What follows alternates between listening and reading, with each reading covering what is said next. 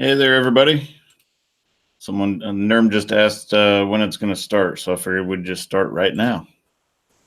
See who all do we have in here. Jake Chris Beck, how are you doing? Haley DeSantis, West Coast Kenny, Woofy W, PDO6, Nerm, Timothy Barney, and that looks like that's all we've got in the comments so far.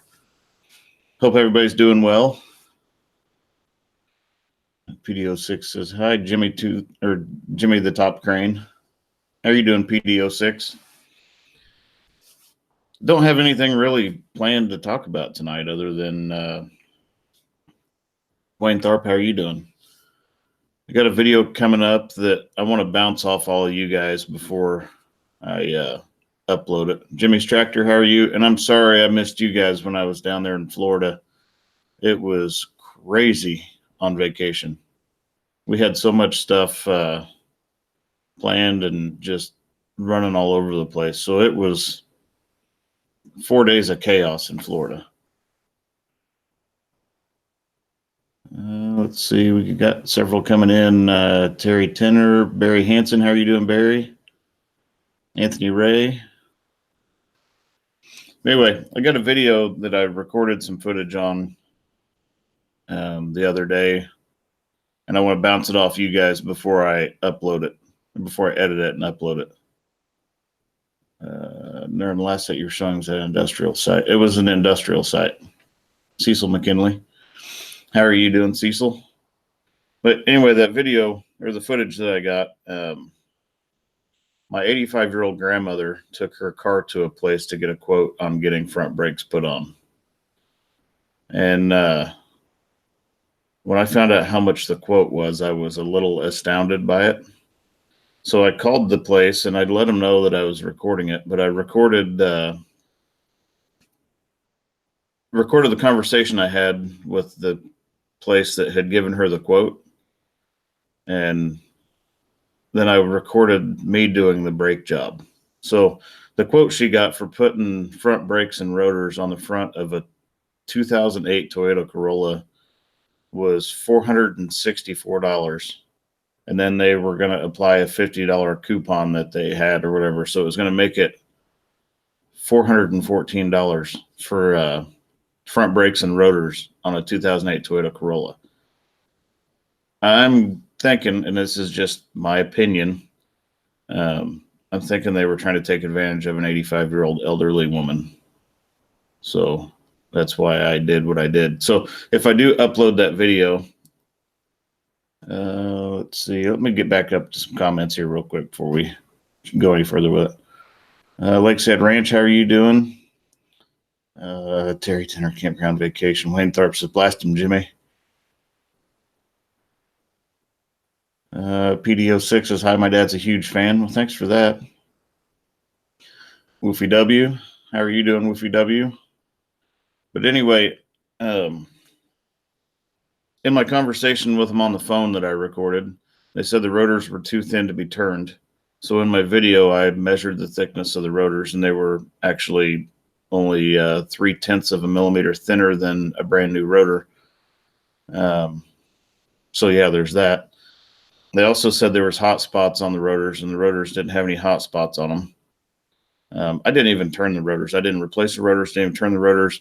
I put brake pads on it for even buying a can of brake clean, non-chlorinated brake clean.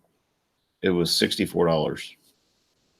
Now, granted, I understand they got to make some money on labor and they've got to make some money on parts and whatnot, but I felt that brakes on a 2008 Toyota Corolla for $414 was a little excessive. So what do you guys think? J. Chris Beck says, I charge $50 on the side plus parts.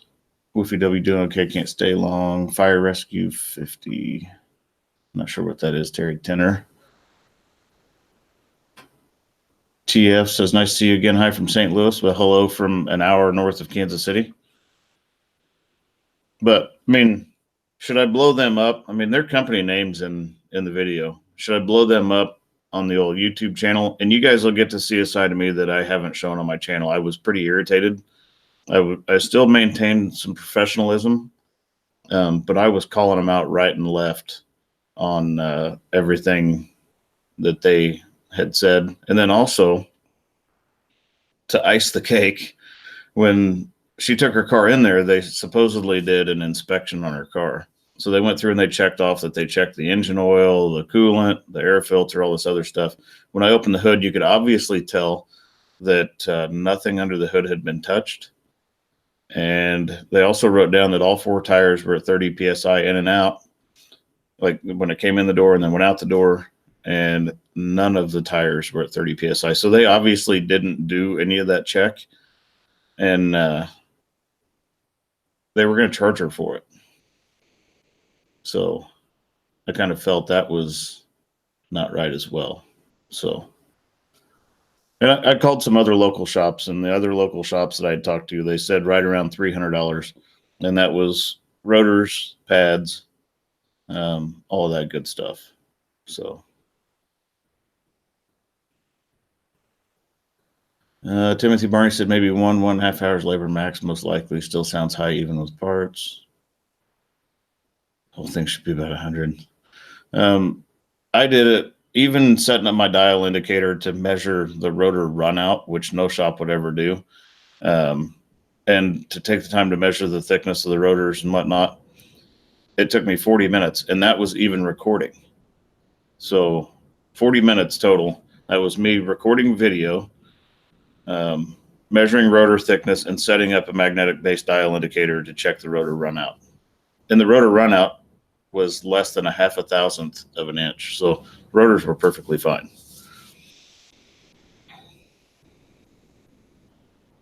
Jake Crispec, yeah, blow them up. Haley DeSantis, blow them up. Wayne Tharp, parts changers versus mechanics are hard to find these days. Jimmy's Tractor just posted the facts about how they said she needed new rotors and show the rotors she has. Dishonest shops need to be called out, especially when she's 85. Cecil McKinley, use due diligence to do operating your crane. John Z, Corolla pads, customer choice 32 or 45, 40 to 50 labor, rest condition of the caliper brackets. And the new pads came with new stainless steel inserts that the pads ride on in the caliper brackets. So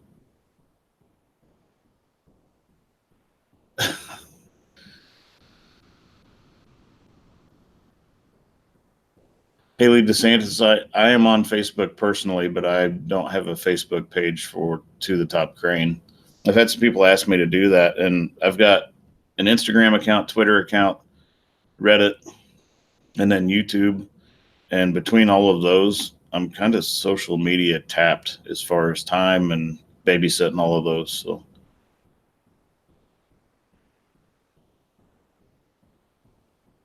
So anyway, I wanted to get your guys' take on that before I threw that out there. Jimmy's Tractor says TikTok. I don't have TikTok. My son's been talking about it. I don't even know what it is. I don't know what TikTok is.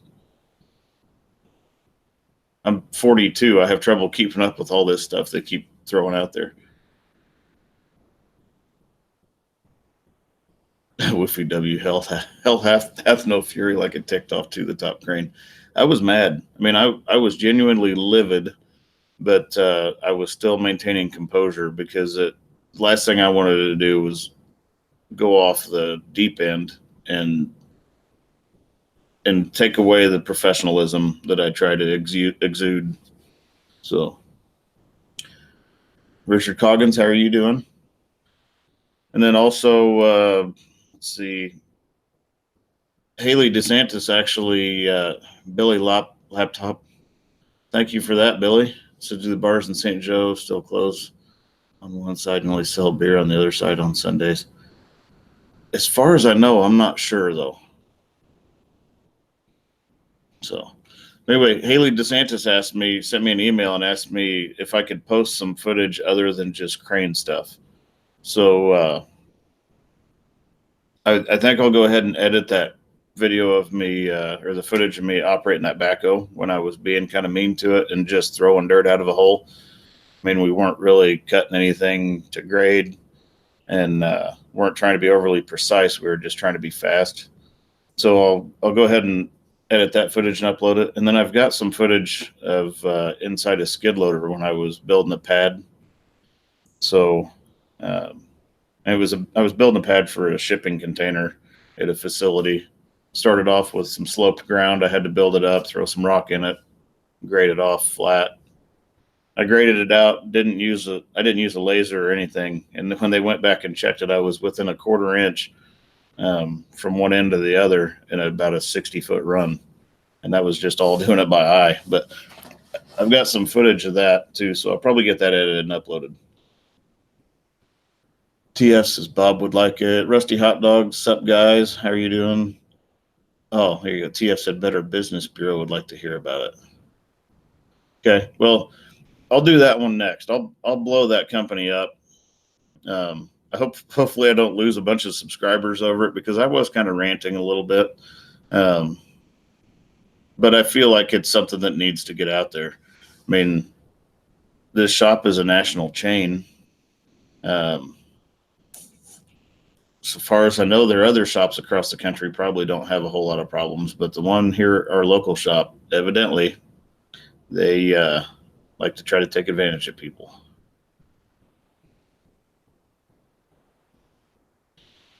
Crane One says dealerships just out to make money. They call RBC, rotors, brakes, calipers. They make fast money. That's dealerships. Yeah, and she didn't even take it to a dealership. The rotors that they were going to sell her were in-house brand rotors. They weren't even Toyota rotors. They were going to charge $79 for the rotors, or $79 for the pads, $108 for the rotors, and then the rest of it was labor.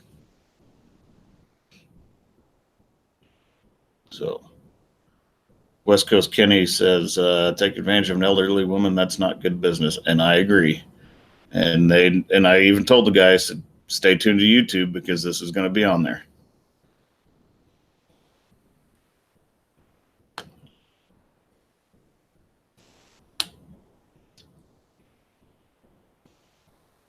Yeah, J. Chris Beck said, Crane's almost cheaper to replace them than to have them turned.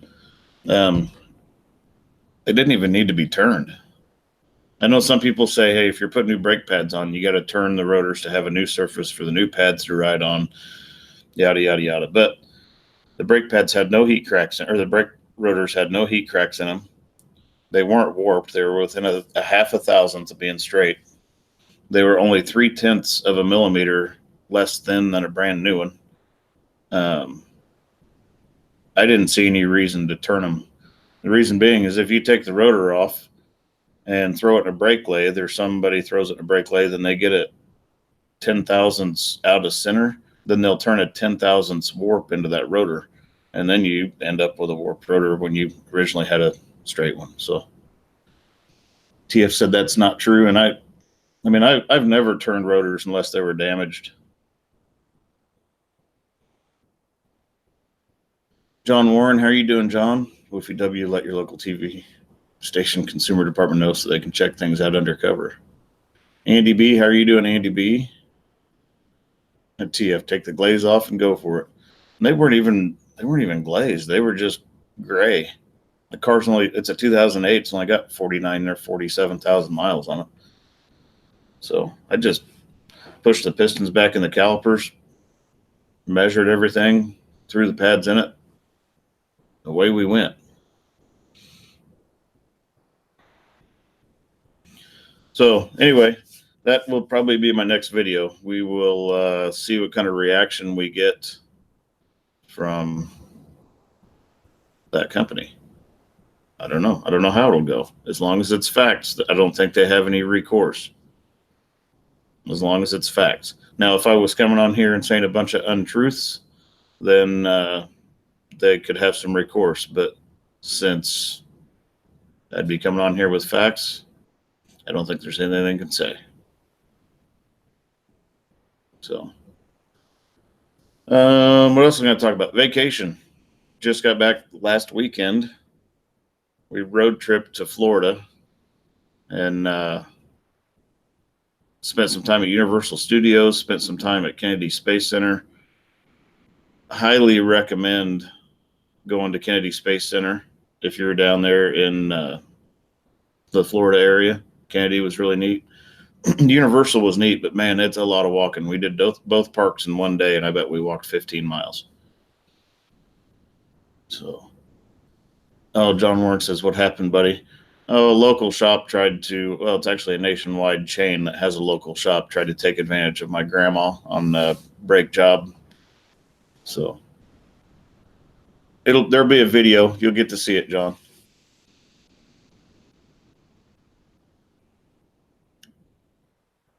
Let's see, Terry Tenner. I'm not sure why you're throwing addresses out there, but that's probably not a good practice if that's your home address.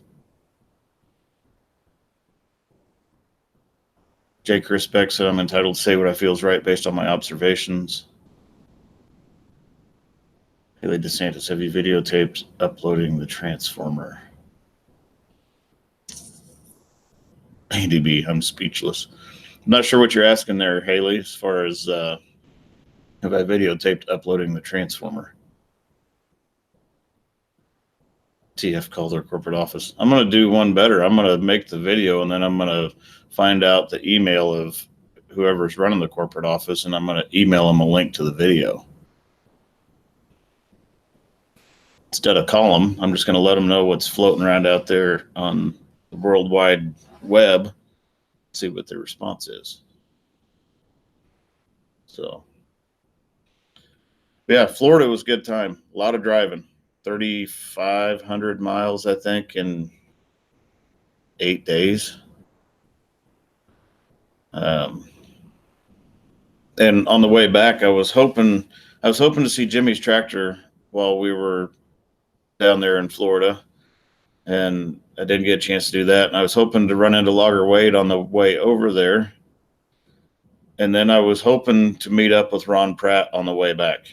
And I'll tell you why I didn't end up meeting up with Ron Pratt on the way back. But we drove from New Smyrna Beach, Florida, to Memphis, Tennessee, and we were going to spend the night in Memphis. That was on our return trip. My wife booked a hotel room on hotels.com. I think it was 4 stars on hotels.com. We got there and the place was terrible, absolutely disgusting. And so I went down and asked them for my money back. And the lady at the front desk asked me what was wrong with the room. And I showed her pictures on my phone. So at that point, she had no problem refunding my money. And then my family came up with the plan of, hey, let's just drive home. So that's what we did. We left New Smyrna Beach, Florida at, I think it was 7:30 Central Time last Friday. And we pulled into our driveway at 6:30 Central Time Saturday morning. So I drove basically 23 hours straight to get home. But it worked out. I can tell you, after you've driven 12 hours from New Smyrna Beach, Florida to Memphis, Tennessee, it takes 2 liters of Mountain Dew to get you from Memphis, Tennessee to where I live, which is another, I don't know, 10, 11 hours or whatever. John Warren said it's just a week's of driving for me in 5 days. Andy B, dear grandmother, proud. I wish I had either of mine here. J. Chris Beck asked if it was Pep Boys. It was not Pep Boys.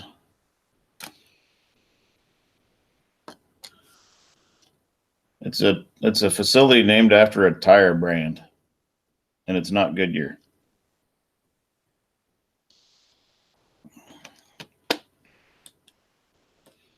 Rusty Hot Dog says, let's see the models behind you. Which one do you want to see first? John Warren, Red Bull gives you wings. I don't drink Red Bull. I don't mess with energy drinks. I just wanted a little caffeine. Rusty Hot Dog and J. Chris Beck, they both deserve a medal. They figured it out.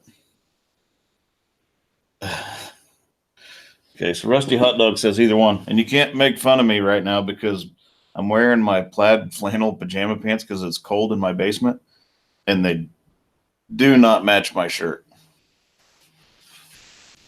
So Let's grab the GR1000. It's closest. And last time I picked these up, I about broke the jib because, I raised it up and hit my ceiling. But anyway, this is a 1/50th scale version of a Tadano GR1000, which is a 100-ton RT. Trying not to tear anything up.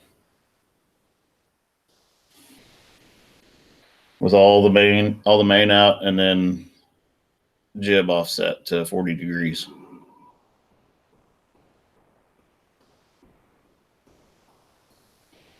Let's see. Jake, respect Firestone's worst ever. Timothy Barney, how are you doing? Involved in tire issue with Ford Explorers. BD06, Forest Avenue. What's your favorite crane? Give my dad a shout out. My favorite crane, it hadn't even made it to market yet. It's, other than the one I operate, I'm pretty partial to it. But the Tadano ATF 600G-8, I would really like to put my butt in the seat of one of those when they come out. So PDO6 must be related to Haley DeSantis because they said, give my dad a shout out. So John DeSantis, there's your shout out, buddy. How are you doing? Rusty Hot Dog, Tadano actually sent it. So I didn't have to buy it. Tadano there's a lot of people at Tadano that are watching my channel, and it was kind of their way of saying thank you for giving them a lot of publicity on my channel. Let's see. TF says, take care. Mom said supper's ready. I'll see you later. Thanks for stopping in, TF. I don't know what you're having for supper. I haven't actually eaten supper yet. Jeff Skews, you're kind of old to be playing with little cranes. Oh, Jimmy's Tractor, as long as you're not wearing shiny black undies like that other live streamer. I don't know who that was. Oh, Haley DeSantis said, yes, we're all related. We're sisters. Okay. Noel Tech, how are you doing?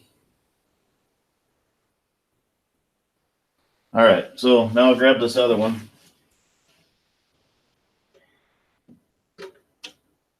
If I can keep from knocking this one over.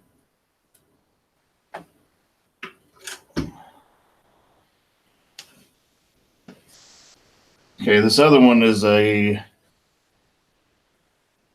1/50th version of basically what I operate. So this is an ATF 160G-5 and I operate a 180G-5. They're both listed as a 200-ton.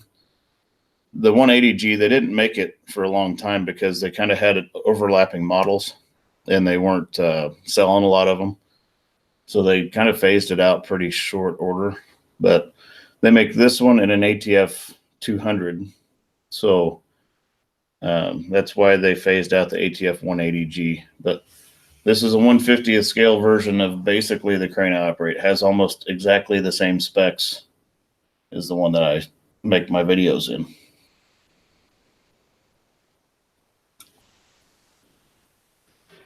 Well, we'll just set that one. Oh, I can't sit on the floor. I did that one day and it fell over. We had a crane accident down here in the crane cave.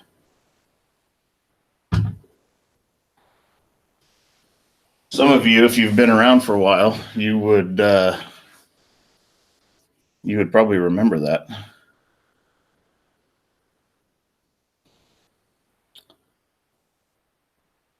All right, let's see. Let's try to get caught up on some comments here. John Warren, I'll tell you some really bad stories in West Memphis.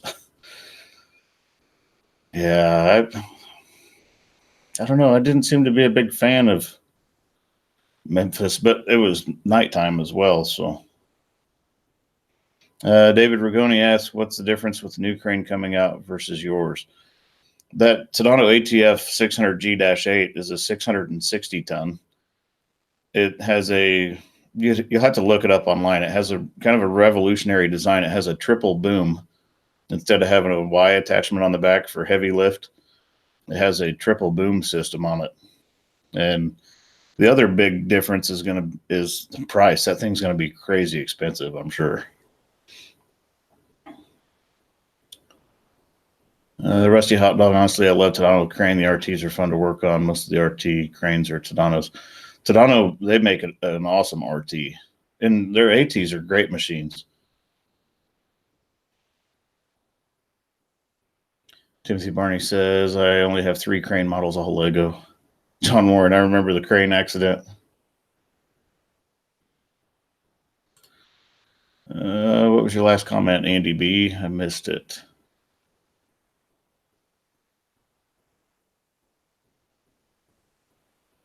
Oh, Andy B says, this morning Google News report said a lady woke up in a Hampton Inn in Memphis airport area with a snake laying across her arm. Well, that's no good.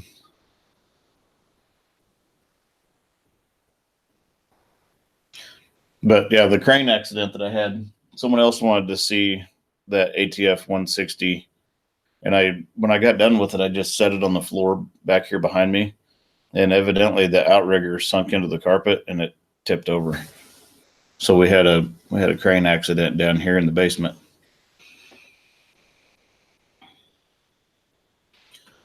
Rusty Hot Dog says that triple boom is a game changer, and it will be a game changer.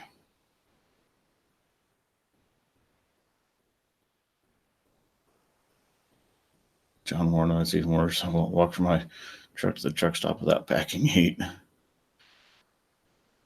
I'll show you guys pictures. Let me get, where did I set my phone? I'll show you pictures of the furniture in the hotel room in Memphis, and it was $177 a night. Wait till you get a load of these. Hopefully it'll show up. There's, oh, come on, glare. There's the chair that was in the room. Surely you guys can see all that.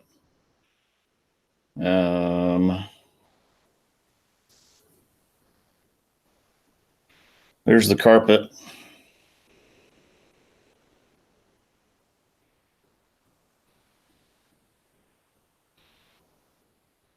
The couch.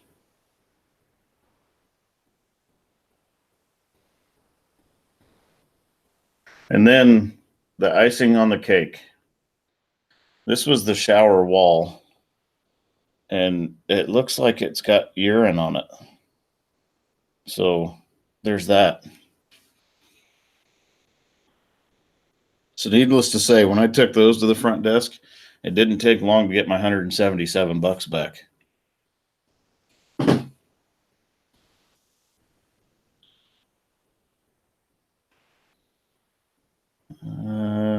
PDO6, what's the longest crane you've ever had or have or want? I'm not sure. Like the tallest?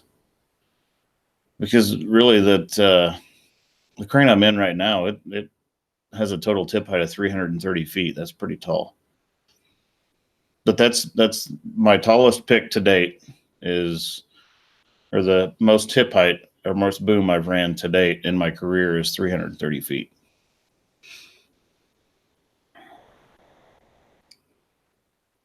Haley DeSantis, what was the hotel called? Complain. Jeff Skews, we did not stay there.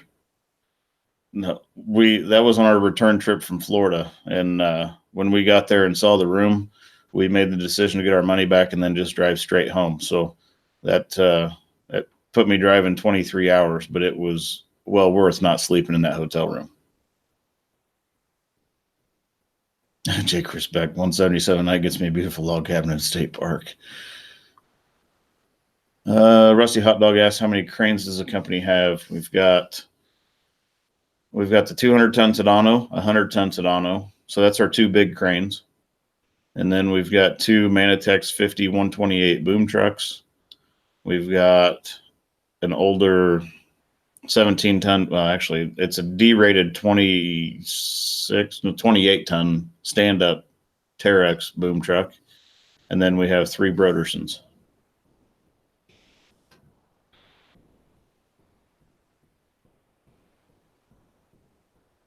John Warren, that looks like a Lowe's truck stop shower room.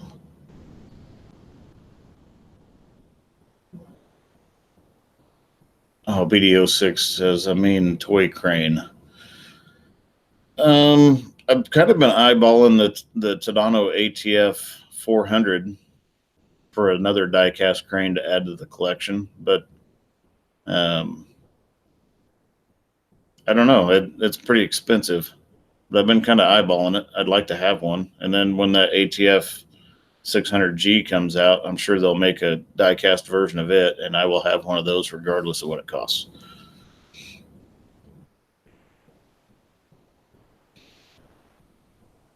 Terry Tenner, I don't know what you keep posting, but you're like blowing the comments up with stuff that's not pertaining to the video or to the live stream.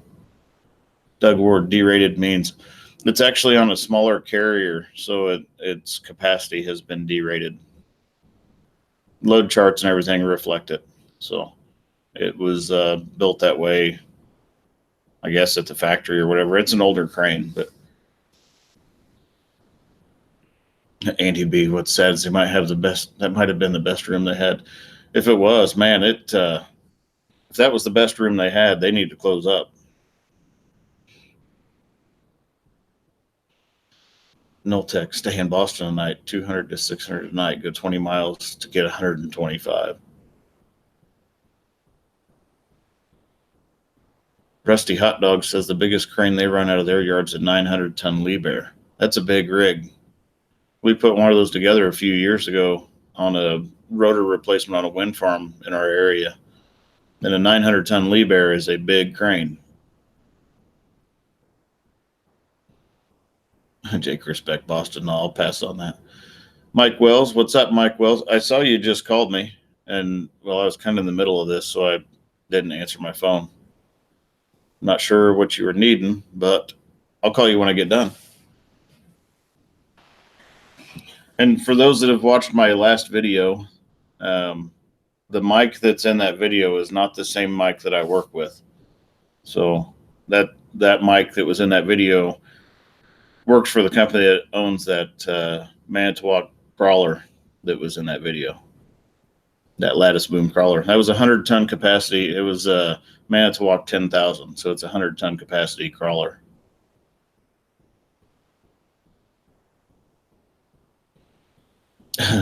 Jake Respect. Anything 900-ton is big, I'm sure. I've got some pictures of that 900-ton that we assembled. I'll show you just how big one of those is. It'll probably take me a second to find them because that was quite a while ago.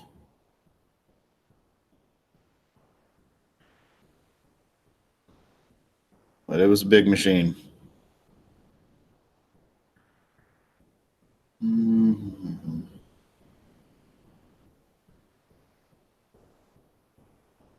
Well, hopefully I can find them.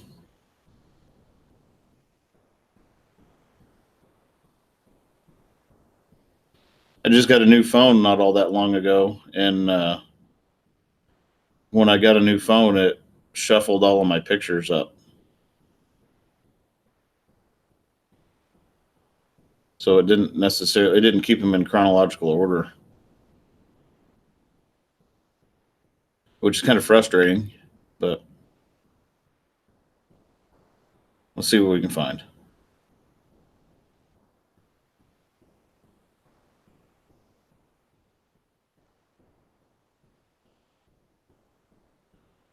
Let's see, yeah, it has even 625-ton cranes are all decked out or huge. Yeah, they're even the 200-ton Tadano that I operate. It's a big crane. It's on the, I don't know.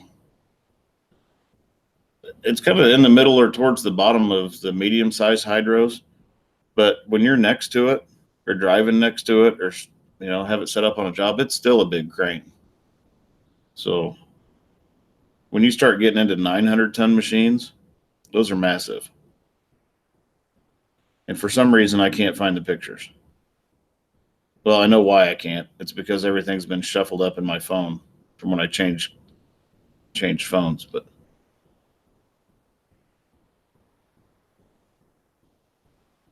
John Warren said she'll be back down there this week. Just let me know when you're down, John. We'll see if we can do some dinner one night.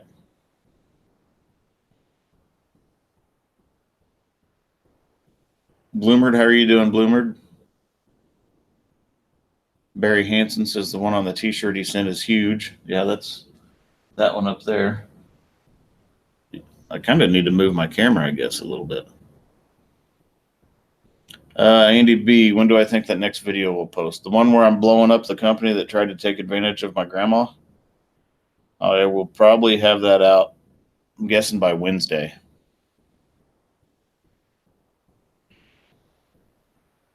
Oh, I think I found it. All my random searching, I found it. Okay, so this smaller crane over here, hopefully I don't have too much glare on it. I'm trying to turn my phone where there's not a bunch of glare. The smaller crane is our 100-ton, so it's a Tadano ATF 80-4. This crane is a 900-ton Liebherr.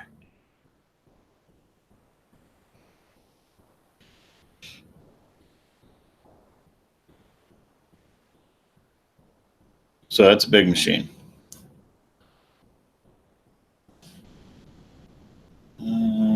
Jim Harris asked a good question. On the cranes, are the drive axles open, or can you lock them? Can you lock select axles? It is, it's got 5 axles, 4 of them are driven. I can lock them, and I can select which sets lock. I can't necessarily just lock the front axle without locking the second axle back, but if I lock them all in, I can make it a full 8-wheel drive, 10-wheel steer and 8-wheel drive. John Warren says, yes, and I'll buy this time. You don't have to buy. I don't mind buying your dinner when you're down. Dean Shaw said, Jimmy, can you do a video of crane inspection sometime if possible? Here's the bad news on that, Dean.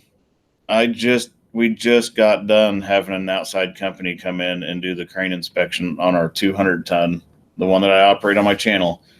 It just happened last week, and I didn't have my cameras with me, so I didn't get any footage of that. My apologies. But we're gonna have some other inspections coming up, probably later in the fall or right after the first of the year.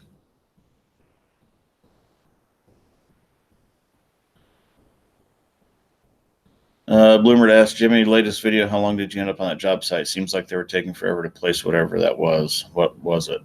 It was actually a hopper system for that facility to put loose material in, and then it gravity feeds into some other systems. We had the crane in there for several days because we were not only doing that, but we were doing other work on site as well. And that footage was from last year.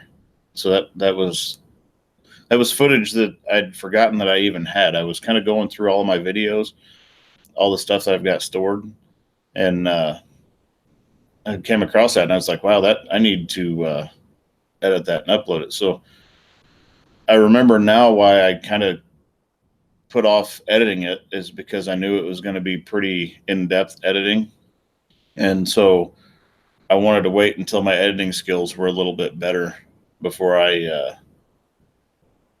tackled that one. I wanted to try to turn it into a pretty good video because I had both cameras going, and I wanted to do some cutting back and forth where you guys could see what I was doing in the cab to make things happen outside the crane. So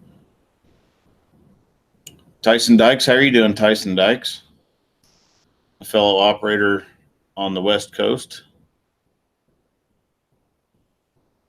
Terry Tenner, where's Ron Pratt? I'm not sure where is he right now? I'm not sure. Hey, Jay Crispec, how about the asphalt crackles when the 900-tonner is moving?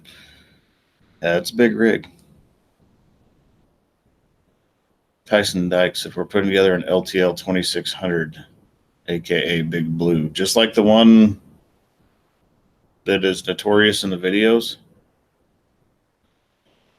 Carl, I'm not even going to try your last name, buddy. We'll just call you Carl. That would be a tough one. I would butcher it. I would feel bad about it. But it says I haul counterweights and boom sections quite often. Always amazing how many trucks it takes to haul in all the components for some of the big crawlers.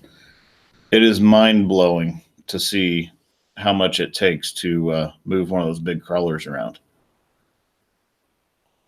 It really is. I mean, some of them are as little as or as few as 10 or 15 trucks. And even on the smaller side, you might have it down to 5 trucks.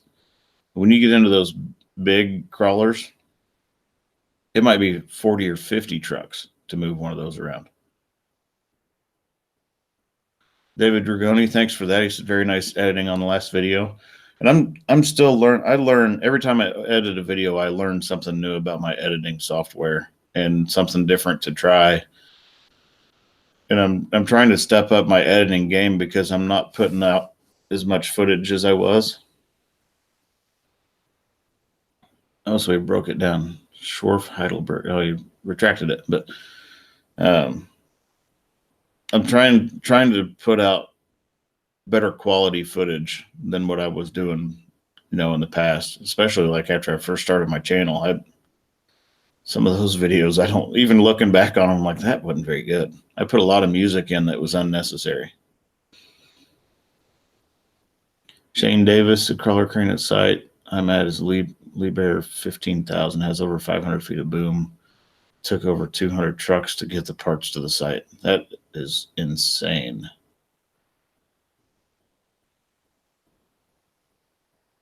Tyson Dykes says 2,600 ton transit lift crane. Okay, so Carl is Schorf Heidi, all one word. MSL Logging, how are you doing, MSL Logging? Vacation, making a trip to North Carolina. Not in the near future. I'm done driving for a little while. And actually, my wife is on her way to Colorado right now. So she didn't get much of a break, but my wife and daughter are driving out to Colorado because my in-laws live out there, and my mother-in-law is having a procedure done. So she wants to be out there for that, and so they're on their way. They left today. They'll be back tomorrow. Thomas Nelson said about a GoPro Hero. And how are you doing, Thomas? He said he bought a GoPro Hero 5. I still don't have any video fit to publish. Not as easy as you make it look. I struggle with video editing. Not as much as I used to. I mean, the more you do it and play with it, the better you get with it and the faster it gets. But MSL, you've been doing good. I've been doing good, just been busy. Hope everything's going well down there. And anybody, if you haven't checked out MSL Logging, go check out MSL Logging. You guys will like what he does if you like watching people do crazy things with chainsaws and equipment.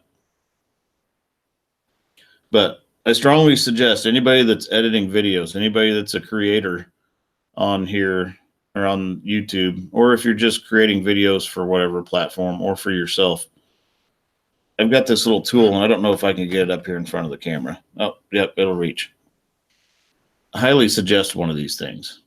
This is a Shuttle Pro V2. So what this does is it allows you to jog your footage one direction or the other. You can move it frame by frame, and it has all of the buttons that you would use, like for cut, copy, paste, delete, stuff like that, insert. All of those buttons are hotkeys. You can back up, you can go forward. Like if you make a mistake, you can back up. You can zoom in and out.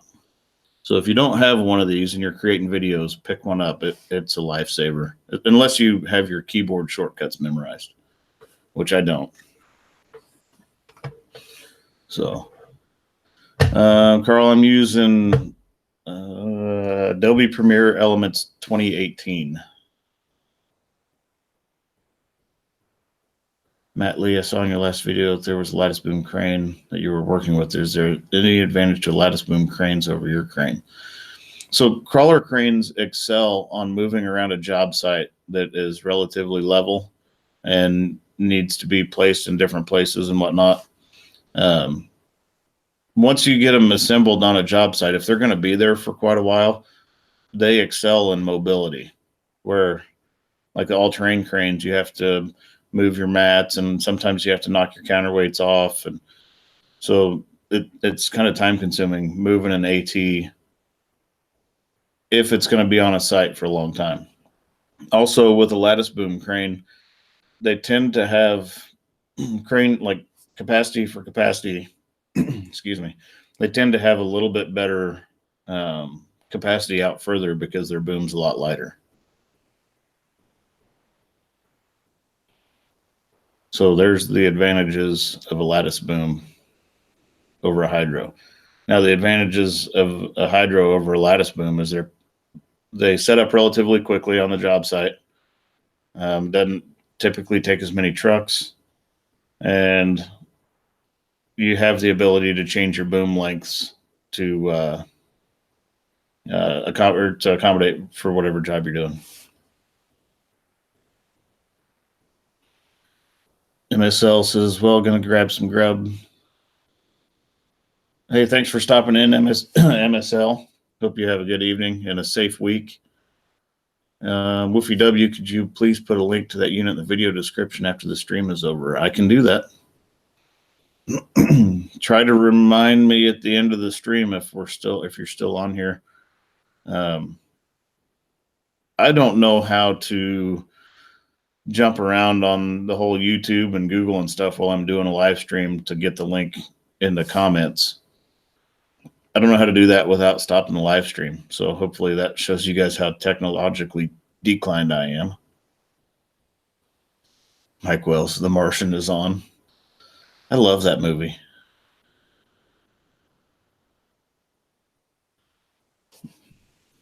So Mike posted that as far as The Martian is on. And I work with Mike basically every day. I've known Mike since high school. We're great friends outside of work. Our families spend a lot of time together. And my wife, she likes the movie The Martian, but I've watched it so many times that she absolutely hates it. So now whenever Mike's over here, if The Martian's on, he makes sure that he points out to my wife that The Martian is on. Matt Lee says, did lattice boom crane do better in wind? Looks like because of the lattice work, they might do better in a crosswind. It just depends. I mean, those cords and laces, believe it or not, catch a lot of wind. Wind of any real speed is no friend of any crane.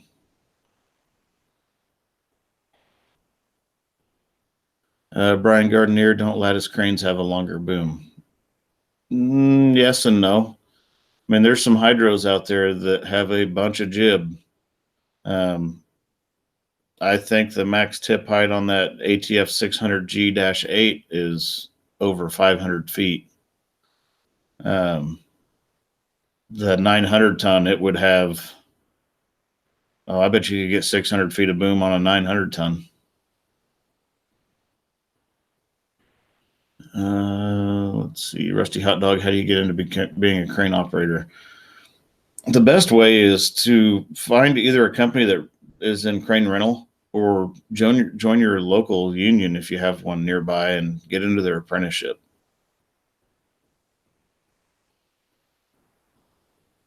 Carl says, what kind of mechanical system is used to extend your boom section? I actually have an old video. It's like one of my, within my first 10 videos, but there's a video that specifically talks about how the boom sections extend and retract. And I show a computer video I show the computer screen in the video of what's happening inside the boom. So if you can find that video, or if one of the moderators wouldn't mind throwing a link to that in there, then I actually have a video talking about how the boom's extended and retracted. Andy B says, Jimmy, y'all have any big jobs coming up? We have a 95,000 pound tank to do tomorrow. We have a house to set Tuesday, and then Wednesday, Thursday, Friday, we've got a big bridge job coming up. It's going to be a nasty one. It's going to be one that you guys are going to want to watch. It's 9 bridge girders. We've got to put 2 cranes in the riverbed at some point. We're going to have either a 240 ton or a 275 that I'm going to be tandem picking with. So I'll be the smaller of the 2 cranes. It's going to probably be a 3 or 4 day job, and it's going to be a nasty one. It'll be one you guys want to watch. I'm not looking forward to it at all.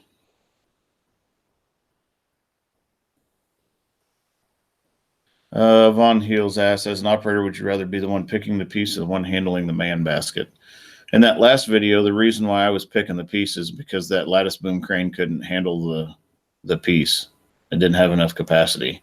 So although that crane was taller and it may have looked bigger in that video, the crane that I operate could pick that crane up. So it didn't have enough capacity to handle the piece. But as far as would I rather handle the basket or the piece, I mean, it doesn't matter to me either way. I don't mind flying a man basket because I'm very thorough when we're setting up. I'm very thorough on all the details and whatnot. And some people hate flying a basket, but you know, it's what we do. It's another day in the office, but as long as you're detail oriented, it's a safe way to move people around. Shane Davis, can you make picks with a section of boom that's not fully extended? Or do you always want the section fully extended? No, it just depends on the boom modes you put the crane in. It will pin, like when I look in the load chart, maybe I need to do an in-depth video of the load charts and how I select boom modes and whatnot. But there's a lot of boom modes where it has sections at 46%, at 93%, and then it has one boom mode other than in the maintenance menu where it has sections at 100%. But all of the boom lengths and section lengths are determined by the load chart and what capacity you have to make a certain pick. So I should probably do a video where I go pretty in depth in that. Maybe I'll do that. It won't happen this week. We're way busy this week, but NERM, I think it was the boom extend procedure video. Matt Lee, one of the cranes I worked on years ago down at the ITAM plant was a 700-ton ringer type crane. Had around 1 million pounds of counterweight. Took a lot of. That's a big crawler that they just put on a ringer attachment. David Riccone said he saw a hydro one time that had a jib that looked like it belonged on a very large lattice boom crane. And there's some out there that the jibs on the hydros are bigger than a lot of the booms on some of the crawler cranes.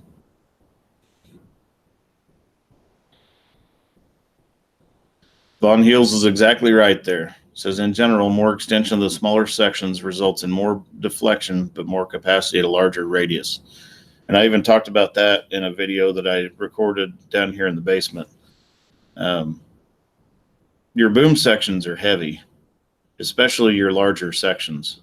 So if you have your larger sections ran out more than your smaller sections, then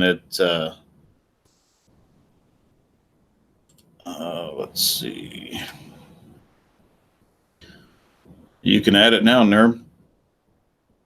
But if you have your larger sections ran out and your shorter sections retracted, it's kind of what I call like a heavy lift mode. So it gives you more capacity up close, but you start losing a lot of capacity when you get out further because the boom sections are so heavy.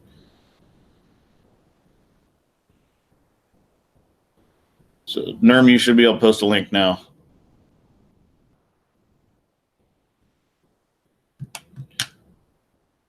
In the world of cranes, a lot of people find it fascinating. I mean, really, if you break it down and think about what they're capable of, they're pretty remarkable machines. The biggest thing is putting people in them that know how to set them up and use them. Because all it takes is one slip up, and then all of a sudden, no more crane. Andy B asked if I said how big the pins are that pin the boom. I have not, but they are, well, about that big around. So I'd say close to 3-inch diameter pins. And there's one that pops out each side. Brian Gardner, is it like it's like picking something up with your arm. The further out your arm, the less you can pick up. That's a fact. Von Heels I have not heard back on that boo-boo on the load chart. So I'm sure they sent that to engineering and they're going to come up with something. But no, I haven't heard anything back from them on it. typically when something like that's found, it goes all the way through everybody that has had something to do with writing that load chart, and then they make a determination, hey, what do we need to do to fix it?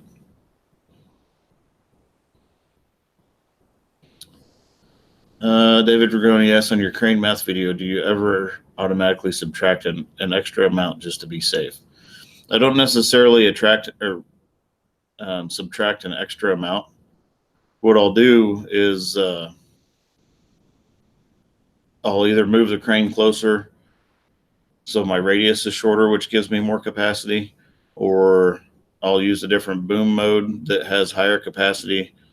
I'll try to do something to build myself a cushion in there if it's possible. Shane Davis asks, do you worry about liability operating the crane and making videos? So the way I make the videos is I don't sit there with a camera in my hand. I don't mess with that camera while I'm making the pick, unless I'm just like, if I'm just swinging and I feel like the camera needs to be moved, I'll just reach up and move the camera. So it's not like I'm sitting here doing this while I'm operating the crane. It's cameras are stuck to the glass. All I do is I hit the record button and let them do their thing while I'm making the pick. And then when something happens where the pick stops or we're going to have some downtime, then I'll hit the stop button and stop recording. So I don't let myself get distracted by the cameras, if that's what you're asking.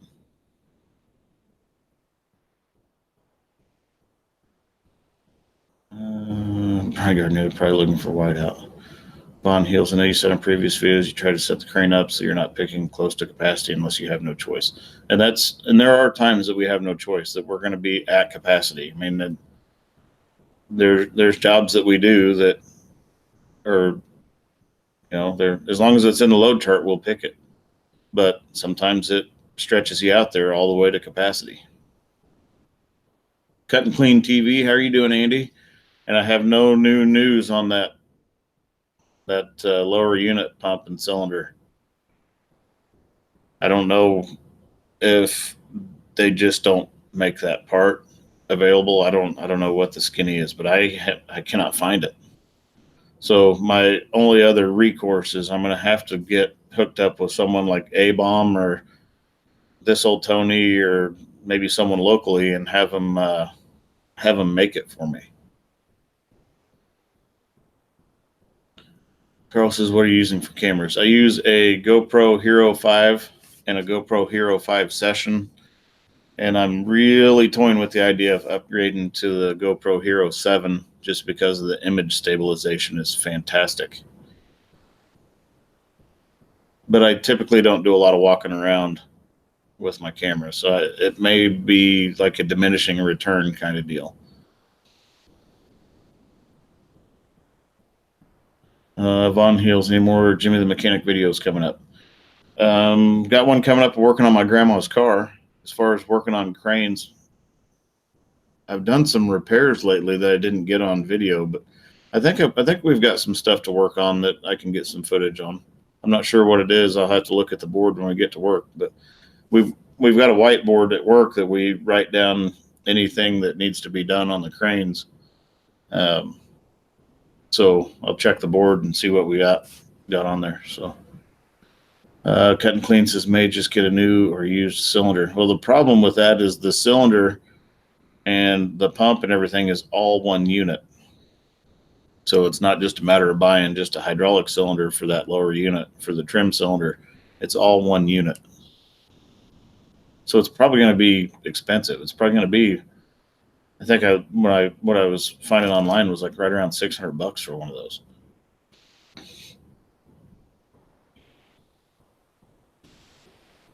So if anybody's lost, Andy with Cut and Clean, the gland on his trim cylinder or tilt cylinder for his outboard engine on his boat broke. And so I've got his cylinder and his trim cylinder here at the house, and I took it apart, but it actually broke the aluminum gland. It blew the top out of it. So I need to get myself on a lathe or get that piece to someone and have them machine a new one.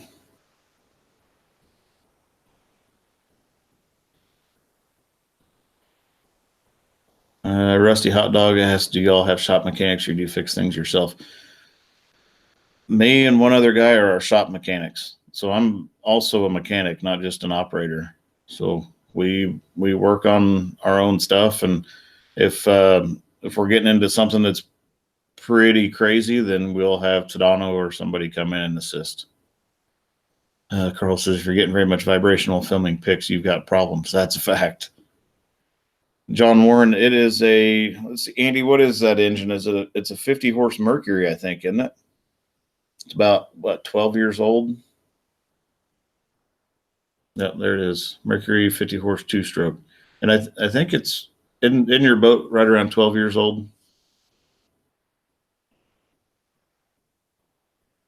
And I've got footage of me taking it apart, Andy. I just, Bill T, I am located I'm an hour north of Kansas City. I've got footage of me taking it apart. I just can't find the part.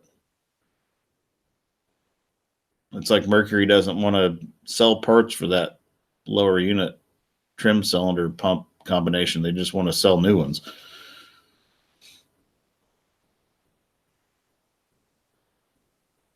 Yeah, it's a 2007, 2008 engine.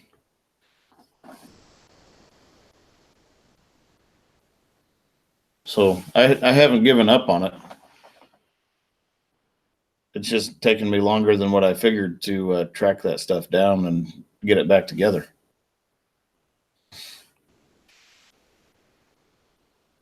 So if anybody in the area has a metal lathe and doesn't mind me doing some playing on it or doesn't mind running it to make a part for me, I've got a project.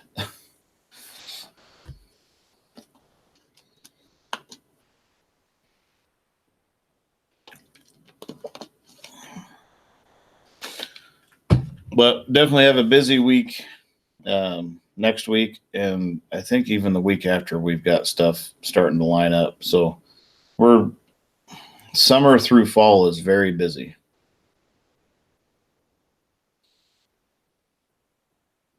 Guilty a little at a time. Yeah. Von Hill's every pop and movement of the crane that you do not plan for increases the pucker factor exponentially. That is definitely true.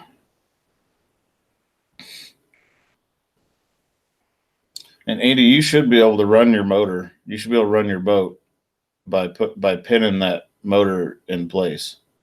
You just won't have power trim. But if you want to take your boat out, your motor mount should have a series of pinholes kind of in an arc, and you should be able to pin that motor in place and run it.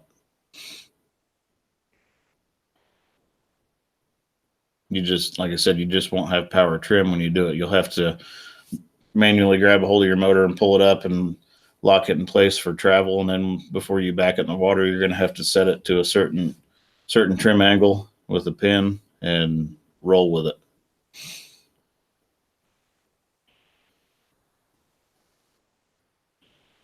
Trying to think of what other footage I've got. I've got a lot of footage saved on the old computer. Enough that I need to get some more stuff edited, or some more stuff edited so I can get it off my computer.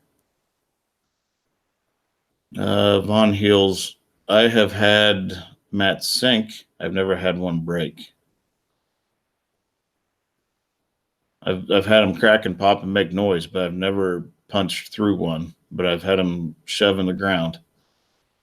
I've been around cranes that have blown through their mats, and it's pretty ugly. I was on a job several years ago that I think they had a 150-ton RT set up on some mats, and the outrigger blew through the mat, and his opposite corner outrigger was high enough off the ground I could have walked under it.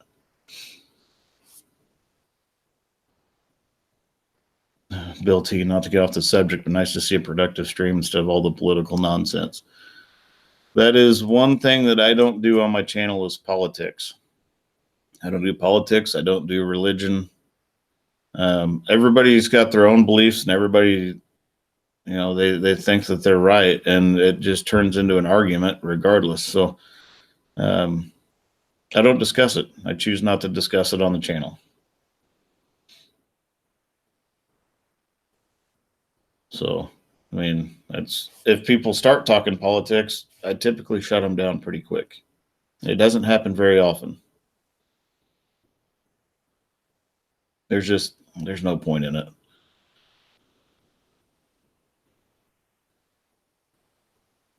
Von Hill still hoping the video of the flying tater can happen one day.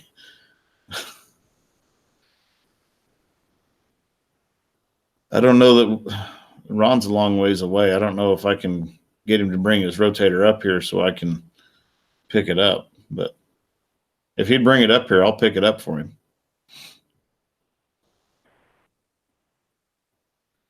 Thomas Nelson, pops and movement tell you what the crane is doing after you get used to it. It's just another aid. Yeah, and that's someone mentioned about using headsets, and there are times that a headset would be nice, but I don't even listen to the radio in the crane unless I'm going to be sitting still for a long time. I don't ever turn the radio on. I want to hear what's going on. I want to hear what the crane's doing. I want to hear if someone yells. If I'm doing something that I really need to be tuned into, like setting a house and stuff like that, where there's a lot of people working around the crane, I leave my door open. It can be 115 degrees outside, and I'll still have my door open, just so I can hear someone if they yell out to me. So, I don't sit there and listen to music or any of that stuff in there. Rusty Hot Dog said our 800-ton D-Mag sunk in the mud on its mats. It was a mess. Oh yeah, you get a crane that big stuck, and that would be a disaster. Bill T, Royals fan, Cubs fan, Chiefs fan. Honestly, I don't even watch sports. I don't know. I was a wrestler growing up, and not like the WWE kind of wrestling, collegiate wrestling. I started wrestling in 4th grade, wrestled into clear into high school. And so I'm not really a baseball fan or a football fan. I was livid when they were talking about taking wrestling out of the Olympics, though. Thomas Nelson, anything I don't understand means stop. Yes, sir. And if they stop signaling, I'll typically stop unless I know exactly what they want. And then I make a judgment call on it. But Bill T says all the real stuff. Very good. And what you guys see on my channel is the real deal. I mean, as far as me, my personality, the only thing I edit out is, and really I don't even have to edit it out. There are times when colorful language comes about, and I don't put it in the videos. So there's that. That's the only part about me that, is different from what you guys see on the videos, is sometimes some colorful language comes out and it doesn't make its way to the YouTube channel.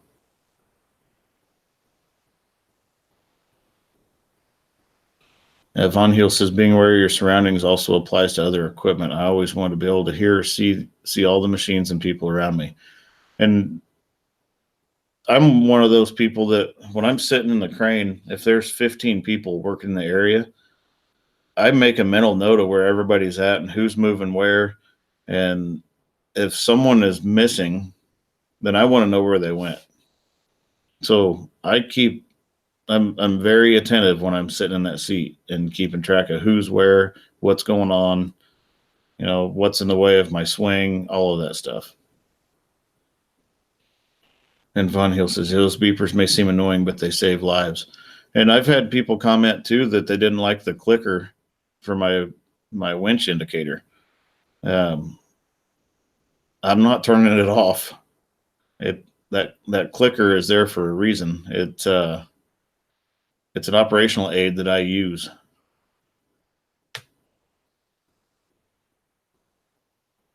John Warren says, okay, I'm back. Question on I'm sure you meant the trim pump. Is it one whole pump with the cylinders? It's one cylinder and the pump combined. on that little Mercury outboard trim cylinder, but it's only a single cylinder with a combined pump. Carl says to keep the radio down when hauling oversized loads to help maintain focus and hear any pertinent info on the CB. And that's a good habit. And people don't even pay attention, but like if you're driving down the street looking for an address and you have the radio up, the first thing you typically do is turn the radio down. And it's not that it helps you see any better, but it helps you focus on what you're doing. And that's, some people are like, man, I can't believe I just turned the radio down when I'm looking for an address. Well, you turned it down because it was a distraction. You may not have thought about it, but you turned it down because it was a distraction. The mud races are full. What was the scariest thing you've seen almost happen? Not necessarily you operating, but anytime.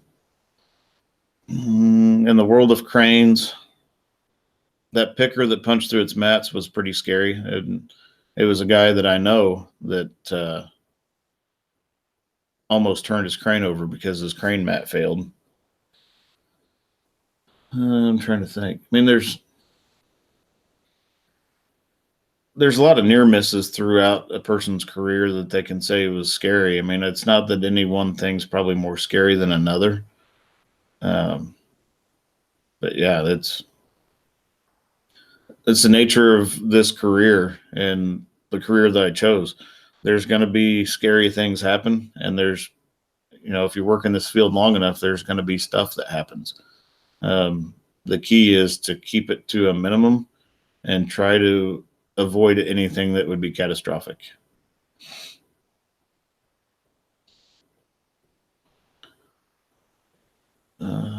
Bill T, any plans on taking the stream out into the workplace at any time?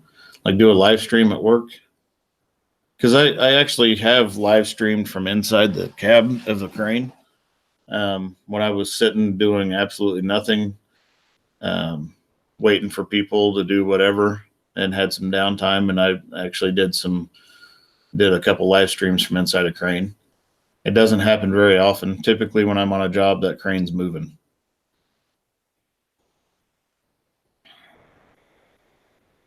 Carl asks, what does each click equate to in cable movement? With single part of line, it's between 3/4 and an inch, roughly. I mean, and it's not completely accurate, but what it does tell you is how fast the winch is turning. So if that thing's clicking like crazy, your winch is really moving. If it's just a steady, slow click, then your winch isn't turning very fast. And Rusty Hot Dog says they even have them for the slewing motor. The crane that I'm in doesn't have one on the slewing motor, but I do know some of them do. Thomas Nelson, in your safety briefing, tell the young guys to put their cell phones away. That is a fact. That is one of my biggest pet peeves, is when I'm flying stuff around on a job site and people have their phone out and they're not paying attention to the load, the hook, the crane, whatever they need to be paying attention to. I don't like it. I hate having to stop a load because someone's not watching for it. If you're working around a crane, your phone needs to be in the truck or in your pocket or on a holster on your belt or whatever. Unless the crane's sitting there not doing anything, then, it'd be permissible to have it out, I guess, to check, see if you had a missed call or text or email or whatever. I mean, let's face it. These things have become an integral part of our lives. They're not going away. They probably cost employers billions of dollars a year in lost productivity, but they're not going away anytime soon. But there's a time and place for it. And when the crane's flying stuff around, that ain't the time or the place.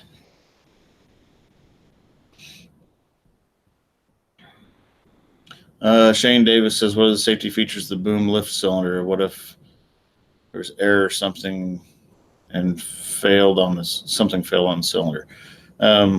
It can't get air in it. It's a sealed system, meaning it's the only air vent on that system is the vent on the tank. But there's holding valves on the cylinder. You could have that crane with 197 feet of main on it.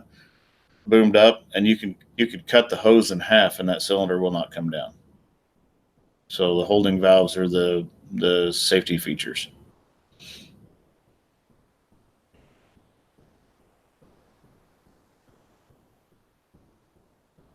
Oh, Von Heels, that would be bad.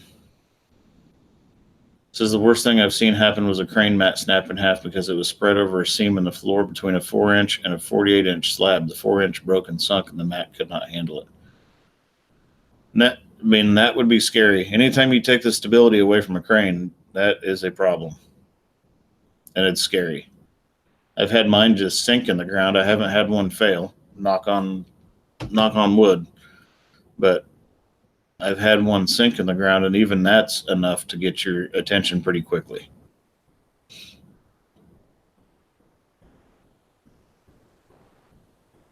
But I have seen a crane have one fail, it's scary. Mark Mortensen, how are you doing? Just be glad you weren't running cranes 40 years ago. And the stuff they used to do with cranes back in the old days was pretty mind blowing. But cranes were built a lot differently back then. Carl asked what hydraulic pressure is your crane operating. It just depends on which system. It's got relief valves set for different pressures for different systems. I'm wanting to say, for some reason, I'm wanting to say like 3100 sticks in my mind for some reason. I would have to dig through the service manual to see, but I think main system pressure is right around 3100.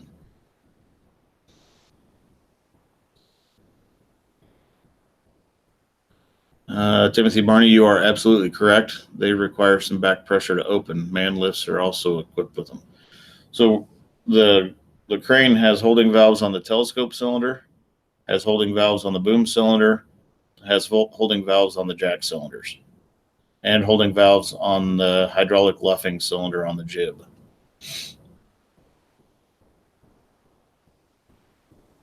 And Von Heels just said, you can take all the precautions, be obsessive about inspecting and maintaining your equipment, but it can still fail. And that's true. I mean, it's equipment. It can fail.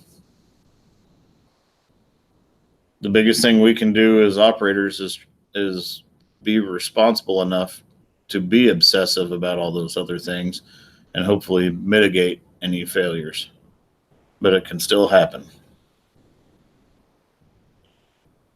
You look at bridges that have collapsed, and when they engineered the bridge, they never figured it would go anywhere, but it still happens.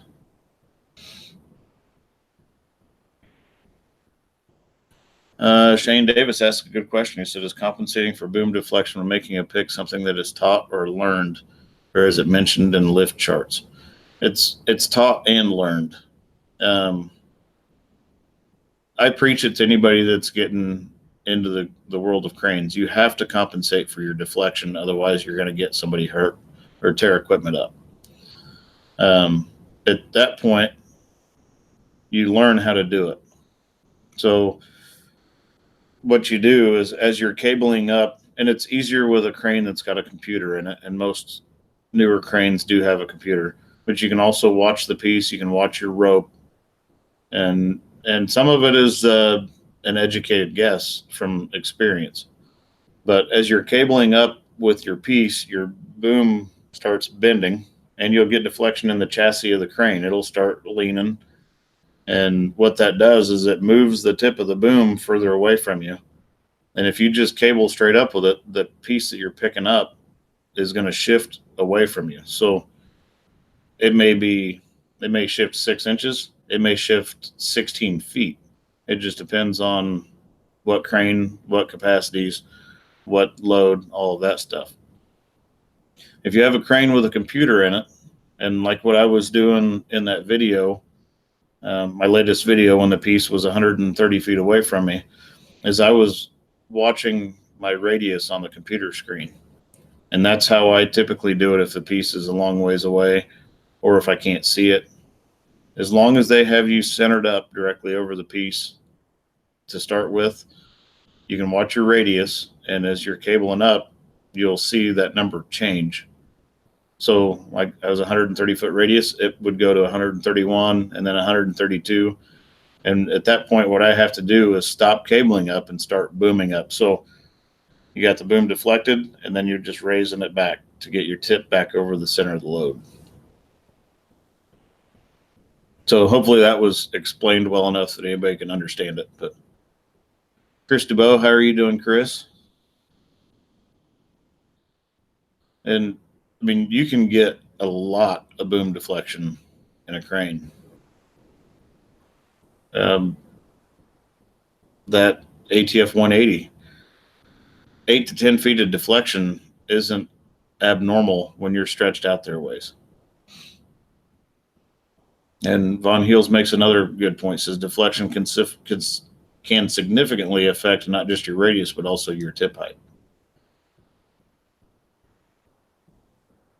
Meadowview Lawn Care, how are you doing? Says, I'm happy I caught this live stream before it ended. Learned a lot from the videos you put up. Well, I appreciate that. And I'm glad people are able to learn from them. I don't necessarily promote this as a learning channel, but, you know, if I can take some of the information I've gained over the years and pass it on to other people and they can utilize it, then why wouldn't I?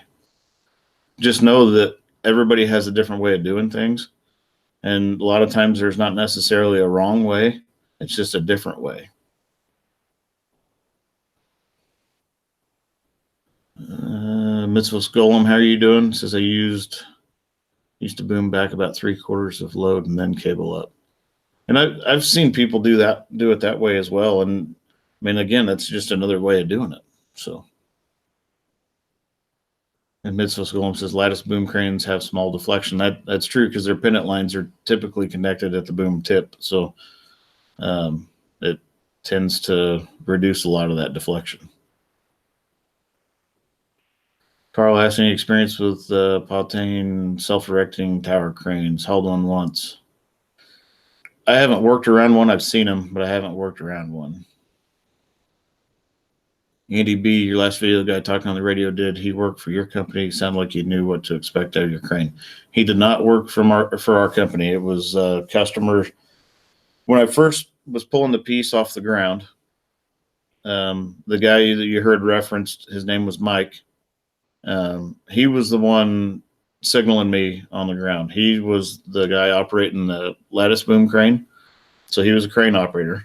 But he was giving me signals on the ground. Once I got the piece off the ground, the people that he had in the man basket, and yes, he had the man basket on the ground until I got the piece up, and then he would raise them up, and then at that point they would take over with the signaling. But both of them were very good at signaling a crane. They knew what the piece needed to do, and then at that point, it's just up to me to make it happen. Shane Davis, a good answer. Thanks. One more question. Does the machine come with maximum amounts of boom deflection? There's no maximum written in the book or in the charts or anything. What you go by is your load charts. So that's all calculated by the engineering department of what the machine's physically capable of handling. And as long as you're in your in those load charts and everything is accounted for and everything's been entered into the computer correctly, if it has 12 feet of deflection in it, as long as you're in that chart, the machine should handle it. Mitzvah Golem says in the old days, no LMI, no scales. And everything back in the old days, they literally ran machines with their butts sometimes. So they just felt what the machine was doing. But they did a lot of hand calculating, and we still do. We calculate our weights. We calculate our radiuses. Radii. We do all of those things they used to do back in the old days. And now we have a computer that kind of helps us keep track of how the machine's handling it.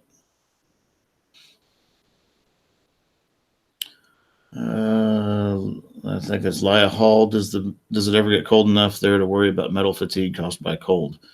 It does get cold enough here that it can put me out of service. So minus 13 Fahrenheit is my cutoff. If it gets below that, no crane work. And the Mud Racer Full I asked is basically the same question. Does the load chart change for extreme cold temperatures? It does not change for cold temperatures. They just give you a low temperature cutoff, like when to shut it down.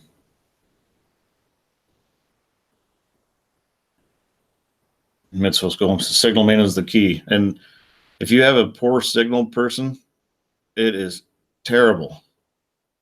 So they can make all the difference. And what you guys heard on that video was really some of the best signaling I've gotten over a radio. We've got a few guys that work for us that are fantastic signal people. And someone asked me to make a video with Mike, the guy that I work with, Mike and I, to make a video giving me signals on how they should be done, so he can present that to their people and have them learn from it. Fish Find 3000, is there a max temp? There actually is a max temp, and I don't remember off the top of my head what it is, so I don't want to lie to you. I can dig through the book and find it, but I don't remember right off the top of my head what it is. It doesn't get hot enough here typically to shut it down. People will quit working before the crane gets put out of service because of heat, unless it overheats. Justin Graham says hello from local 150. Well, hello from local 101.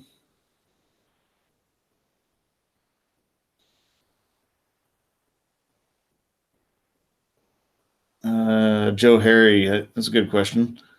He says, what is the most boom deflection you will allow before you say stop, we got to regroup, or do you strictly go by the chart? If it's in the load chart, I'll pick it.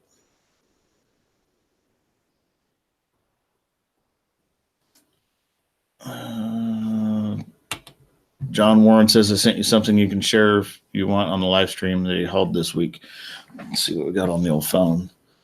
Then Bloomert asked, what other interest do I have other than cranes? I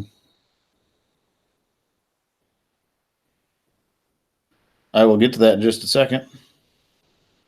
So this is what, trying to figure out how to show this without showing your phone number, John. Oh, that's not going to, well, let's see if that'll work. So I guess John hauled that this week. Oh, no, didn't haul the crane. He hauled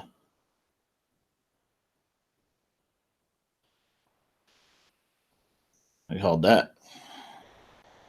So it looks like a precast box for a communication tower of some sort.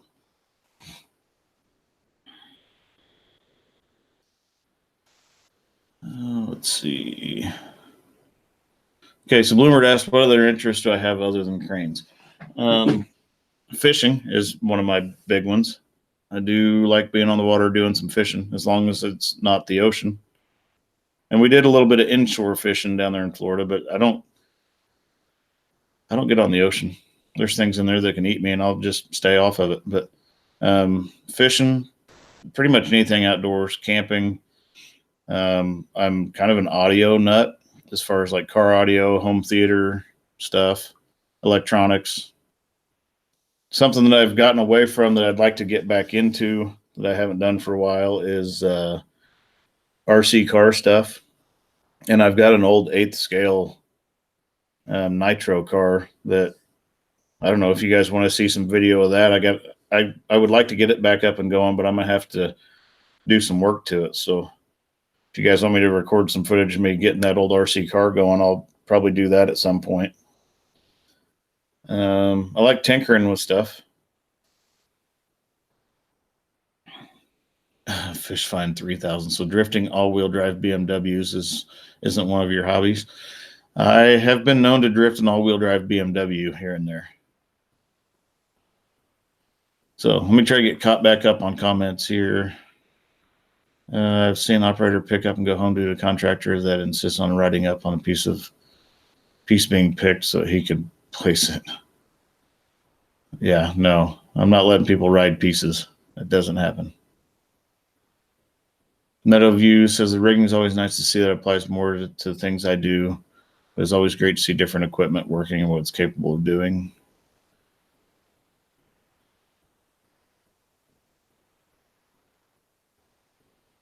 Oh, Mitzvah's Golem says, sold my crep to guys in Newfoundland, minus 30 degrees, called me, crane locked up.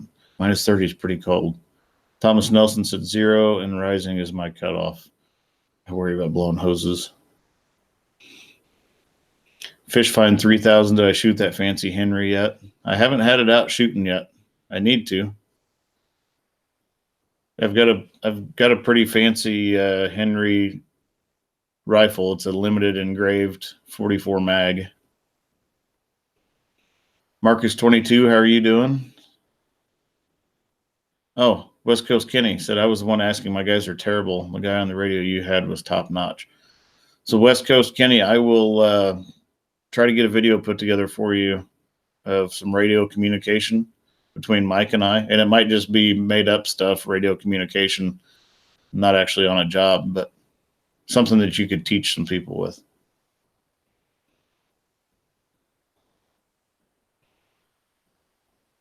David Phillips, hello from Texas. I've got a couple brothers that live in Texas.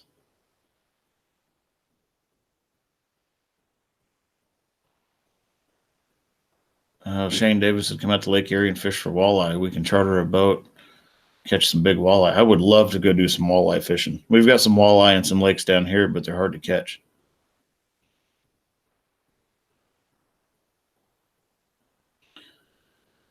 KW900, how are you doing? Says, have you seen the RC toy excavators and cranes in Europe?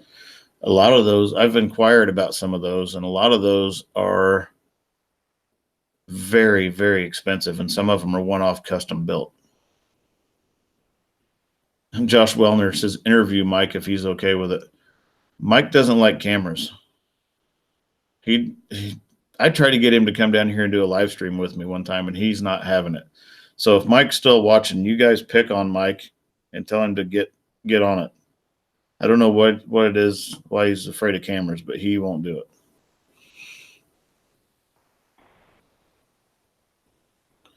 Rusty Hot Dog says, need some hard hat stickers. Anyone want to donate their company? Joe Evans, how are you doing? Says hi from Kansas. And I am getting more stickers made at some point. I may order them tonight. I'll get some more stickers made. I'm completely out of the 2-inch square stickers. And then I've got some bigger stickers. I think I've got 3 of them left. But Josh Wellner, get on it, Mike. Yeah, I can't get Mike to talk on camera. I can't get him to come down here in the middle of a live stream. And I think you guys would enjoy it because Mike is also a crane operator. He's not just a oiler or rigger or any of that. And Mike's got a lot of experience, and he has a lot of knowledge. He's a good asset to have. Actually, he helps, and it may sound crazy, but like when I did that really tall cell phone tower, or when I've done stuff that like pushes me to the edge of my comfort zone, Mike's been a big asset in helping me overcome some of that. We'll talk about it. Hey, it's engineered to do it. This is what your chart says. This is what we've got to have as far as getting it set up. And he and I will talk about it, and it helps.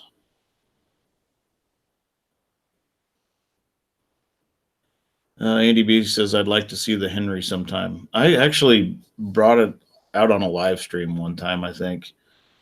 It's been quite a while back. I can't tell you which one it is. I don't know. Next time I do a live stream, I'll see about having it down here in the basement before I start the live stream and let you see it. It's a pretty gun. It's only been shot about 6 times, and I've had it now for a couple of years. It was actually a gift from my dad. He bought each one of us. I've got 2 older brothers, and he bought each one of us one.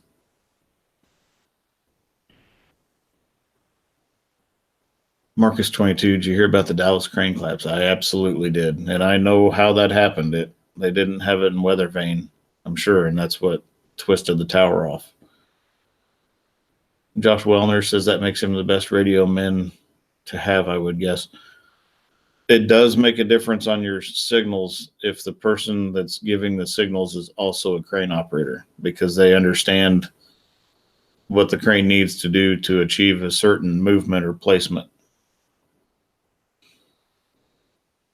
Yeah, Marcus 22 said sad stuff. That anytime a crane goes down, it's sad. And it's even more tragic that when there's loss of life involved. Meadowview Lawn Care says, going back to old video, how's your truck doing, and does it still have the unnecessary factory options on the exhaust? It's doing good. I just put steps on it because all of my short friends were complaining about riding in it. It does still have all the unnecessary factory options on it. Mitzvos Golem, that's a good point, says, as per OSHA, all signal persons have to be certified. Yep, they have to be certified rigger signal persons. Thomas Nelson, use the Henry on your overzealous tagline operator. I get some of those occasionally. We had one about 2.5, 3 weeks ago. A guy about swung a piece into the boom of the crane that I was hanging on to. It was a piece about 60 feet long or so. He was hanging on to the tagline and thought that they needed to spin the piece. Well, I was boomed up far enough that the piece wouldn't fit wouldn't fit under the boom, and he about swung it into the crane boom. Luckily, Mike saw it happening and ran over there and grabbed a hold of that tagline, took it from him, and started hulking out on it to keep the piece from hitting the boom. It stopped about 2 feet away from the boom of the crane. After we set the piece and everything was done, I went over and had a discussion with that guy.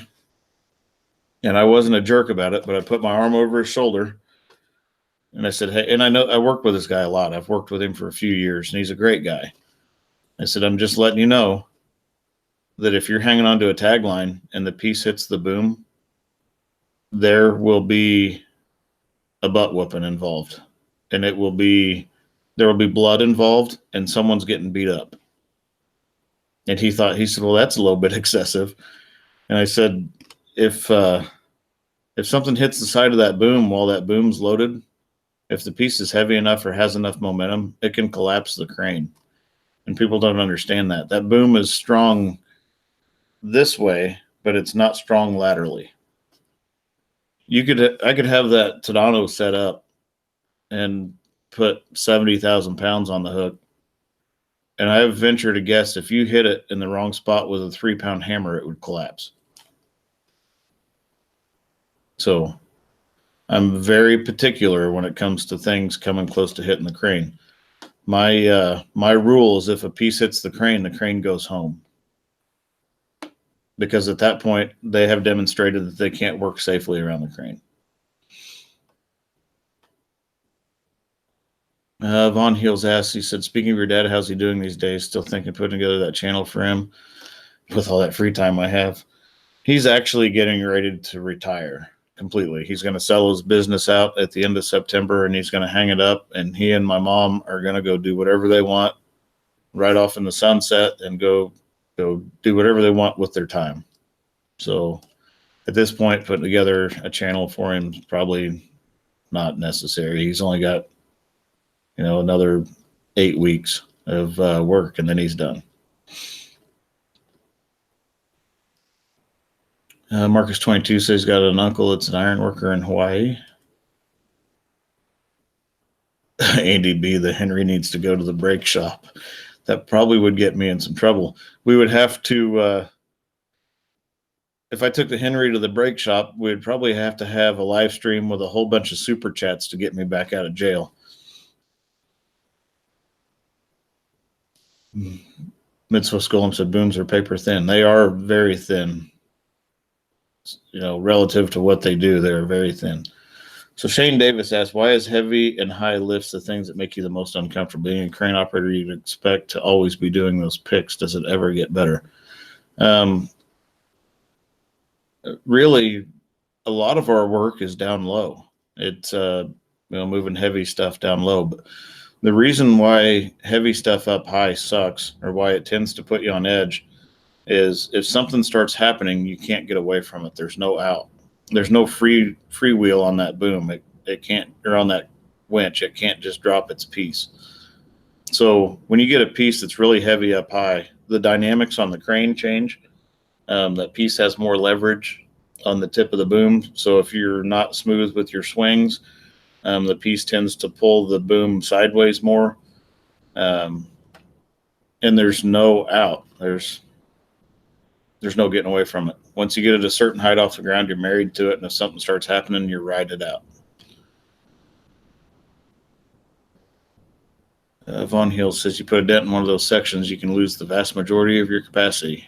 You put a dent in one of those sections and you can lose all your capacity in pretty short order. Marcus 22, what's the heaviest lift I've ever done? 179,000 pounds. Mitzvah's Golem will not pass crane inspection out of service if any damages to the boom. That is also true. Matt Lee says stories like that make me surprised that the crane rental includes the ground crew.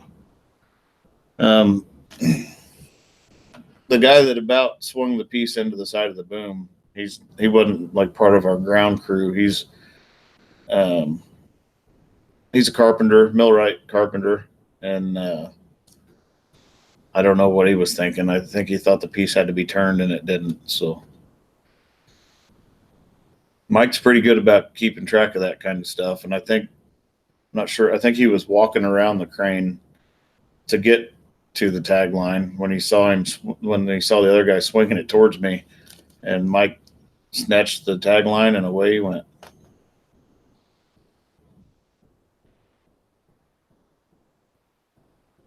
Yeah, Von Heel says even if it does not collapse the crane, it could cause it to prematurely fail in the future, for sure. Rusty Hot Dog, Von Heels, are you an operator? Von Heels is an operator, or used to run heavy equipment. Marcus 22, I have not witnessed a crane accident in person, and I hope I never do.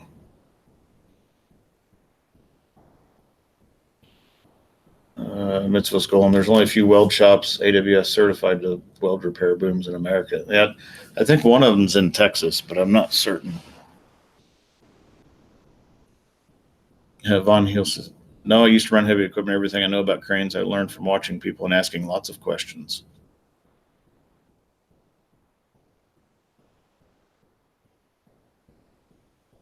Josh Wellner says, working on a tree job, the guy let go of the hook, got close to the power lines.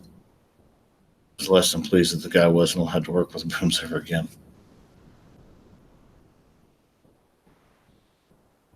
Yeah, Mitzvah School, never side pull or yank a load.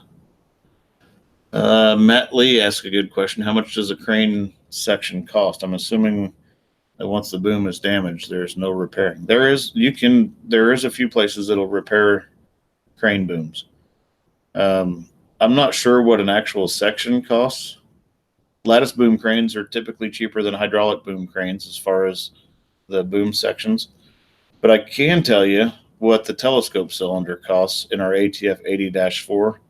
And that's only because I had to replace a holding valve in it. And while I was on the phone with them, I just figured, hey, let's find out what that cylinder costs because I'm curious. And it was about $121,000, I think is what it was for the telescope cylinder in the 80-4, which is a 100-ton crane. So I don't know what the sections or telescope cylinder would cost for that ATF 180. But there you go. Mitzvah Golem said a 40-foot section for a Manitowoc, depending on the size of the cranes, around $250,000. Yeah, that cost is completely dependent on the size of the crane and the availability of the part. If it's the last one of something in the country, it's going to be a whole lot more than if there's 50 of them sitting.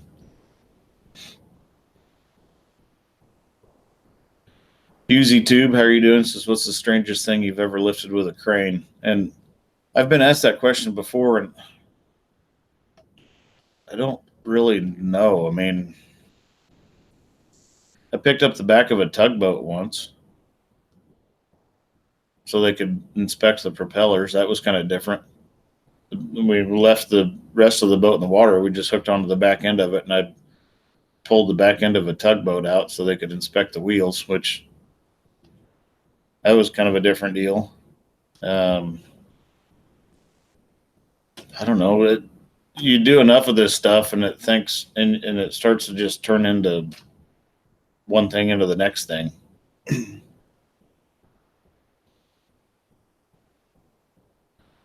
Shane Davis says, once the boom is extended to the side, is that the height it will stay for the entirety of the job, or do you scope in and out multiple times on a job?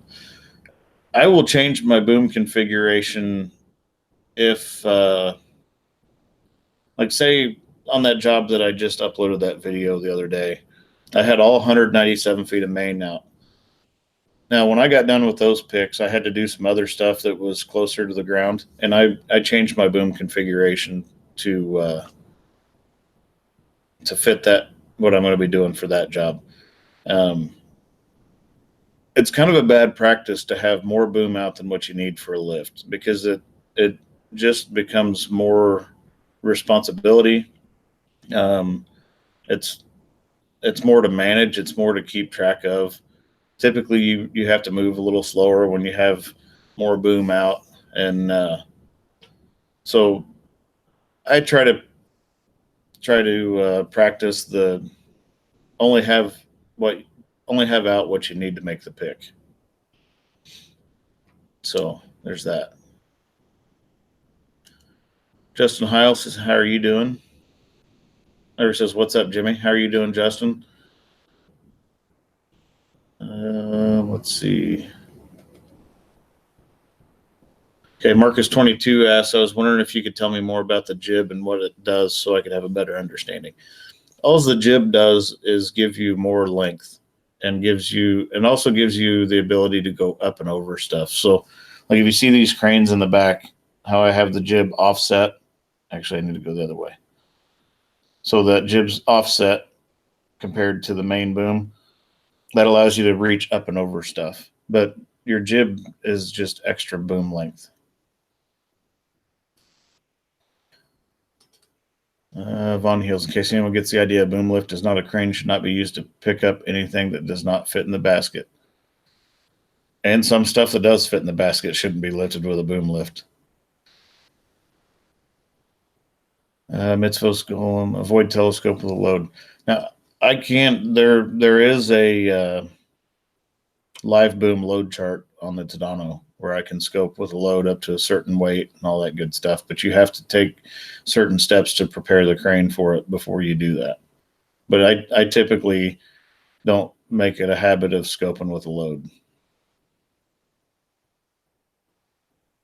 And Matt Lee said, I would figure with the liability, the section would be replaced rather than repairable. Must be a great boom shop. There's a few companies that's all they specialize in is repairing crane booms.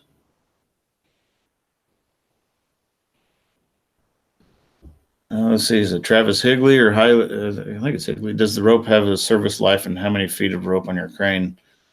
What's the approximate replacement cost? Okay, you can go. Hang on just a second. I'm talking to my son. You want to come say hi? You can say hi if you want. He wants to go to his buddy's house. What's up?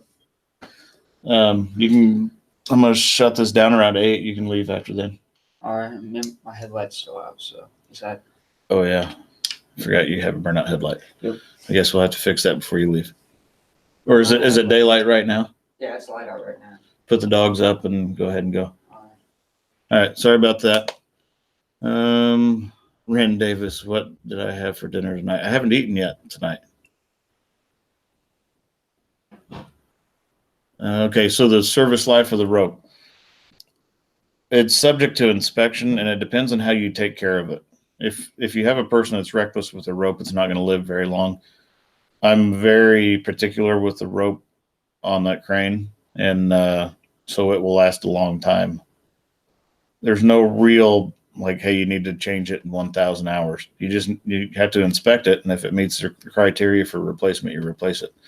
On the 200 ton, it's got 1,100 feet of rope on the main and 880 feet on the auxiliary winch. And replacement cost, I'm not sure. It's expensive. Someone says $6 a foot. That's probably pretty close.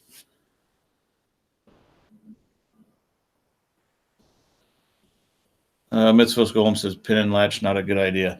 So the procedure you have for live boom and the pinning boom on the Tadano is you have to have, like, say I want a live boom section 3. I have to have it extended 1.5 feet roughly past its retracted pinning point, and I have to stop the section within or more than 1.5 feet away from its next pinning point. So it doesn't actually pin and latch while you're live booming it. You can only scope that section within 1.5 feet of the bottom or the top. TJ Hardy, you typically only use a single part of line with the jib.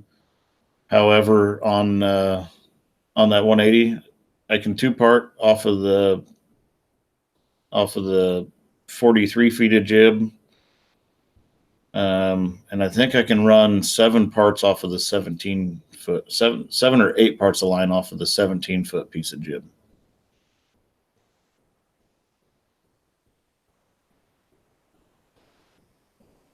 Mitzvah Golem says, any young guy wants to make money, get AWS certified to weld crane booms. No one can pass the weld test.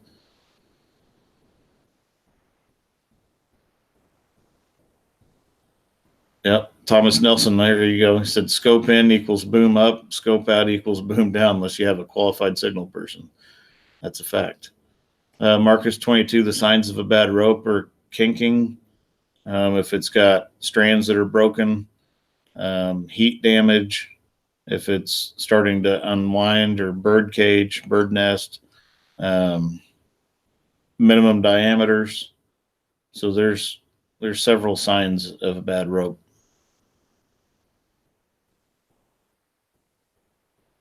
Von Heels, that's a fact. Other than like on that 180G, it's got a 17-foot section of jib. He said, I would imagine by the time you're using the jib, your capacity will not be anywhere near your line pull. With that 17-foot piece of jib on it, it's actually 17.8. There's a bunch of capacity on it. And I would have to, I don't use it enough to memorize the load chart for it, but you can pick a lot off that 17-foot piece of jib.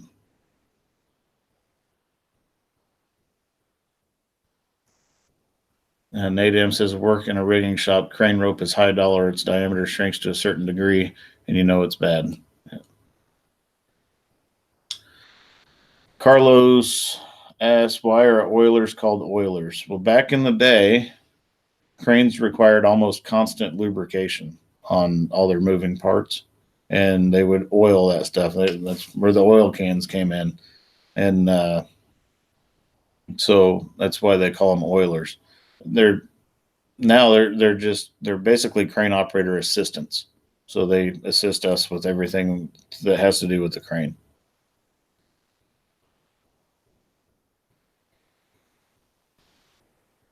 Mitzvah Golem says, new synthetic rope, Samson is spooky. I haven't seen a crane yet with synthetic rope on it. I've been around a couple digger trucks that have synthetic rope, but I haven't been around a crane with it yet. Yeah, Von Heel says some of the big drag lines still use constant oiling. Andy B, do I have a light on the top of the boom? Actually, in one of my videos, I repaired the aviation light, the FAA light. It was damaged. The circuit board was cracked.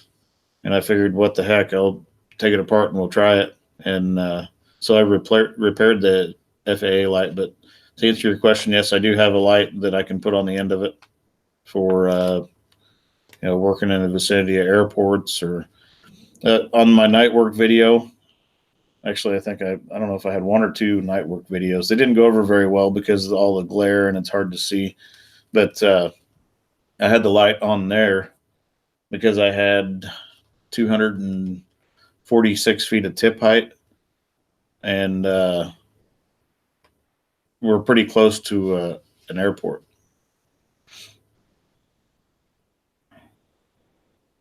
Von Hills doesn't look pretty, but it flashes and does its job. It actually doesn't flash. I don't know if it's supposed to flash or if it's supposed to be on constant, but now it doesn't flash. It just stays on constantly, which is okay. It's still there. Josh Wellner, max height, how many wraps are left on the drum? With 1 part of line, I can put 330 feet of tip height up, and it's still 1 full pass, and I think a half of another one or more, probably more than. There's a lot of rope on there. 1,100 feet of rope is a lot of rope.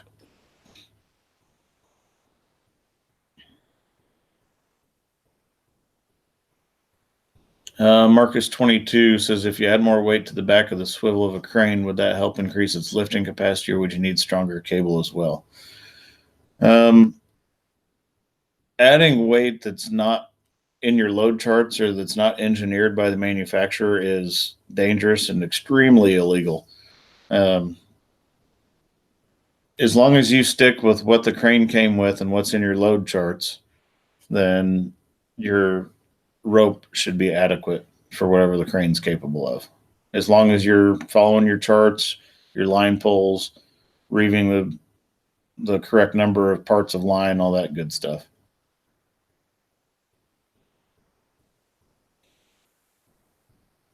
Nate M, what's the max speed? That 200-ton max speed on the highway is 53.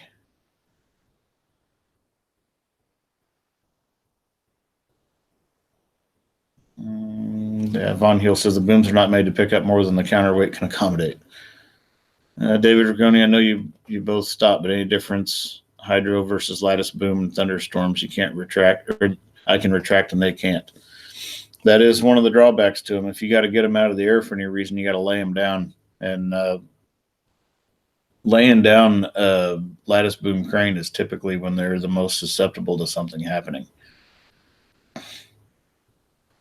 So a lot of times the lattice boom cranes are just left up. They'll pin them and they leave them up. But if there's a thunderstorm nearby, I retract and get the boom tip out of the air, because the last thing I want to do is be hit by lightning. A crane getting hit by lightning can do a lot of damage to the electrical system, and mechanically it can do damage to them. So I don't mess with it. That crane's too expensive to push the envelope and have it get struck by lightning.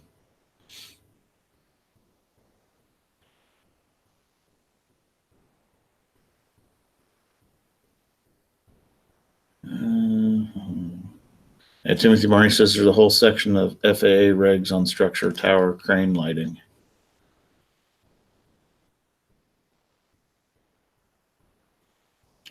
Mitzvah's Golem said young guys take the NCCCO test to get certified. There's a shortage. Yeah, there is definitely a shortage of crane operators. If you have your crane certification, you can get work. As long as you're a decent operator, you'll never have a problem working.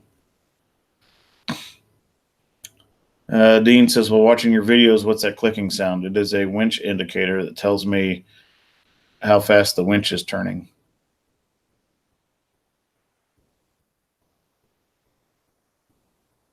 Von Heel says a more complete answer would be the black line on the load charts. You can watch one of my videos about that if you really want to know more about structural versus tipping capacity. And I did make a video about that.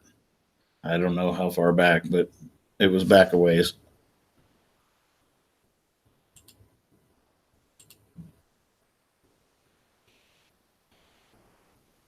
Joe Harry says, I'm confused. How could you have too much counterweight be considered illegal unless it's related to the main swing pivot pin? Okay. If you add counterweight that's not engineered for the crane. So for instance, the ATF 180 that I operate, or the 200-ton, it has 110,000 pounds of counterweight. That's its max counterweight package. If I stack stuff on top of that counterweight to get 130,000 pounds of counterweight, that's illegal. And there are people that have done it. I've seen pictures of lattice boom crawler cranes with D6 dozers strapped to the back of them. I've seen hydraulic cranes with chunks of concrete set up on top of the counterweights. And it typically doesn't happen in the States. It generally happens other places, but if you have counterweight on there that's not engineered for the crane, then it's illegal.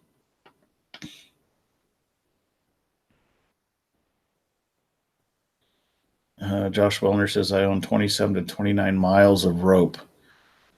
It's not all in the water at the same time, but geez, that's a lot of rope. TJ Hardy, is it harder to get your crane certs with the new OSHA regs? It might be harder to schedule getting your crane certs because there's a lot of people that are trying to get through it. There's a lot of operators out there that have been operating for years that were never certified, and now with the new OSHA regs, they have to be. Marcus 22, what does it take to get certified and how long?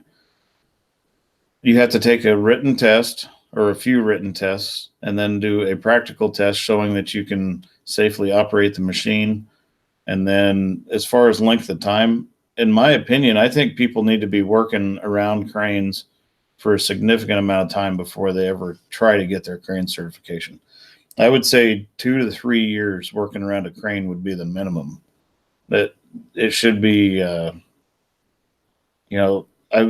been hearing about people that they have virtually no experience and they're going and getting these crane certifications, and that is a bad practice.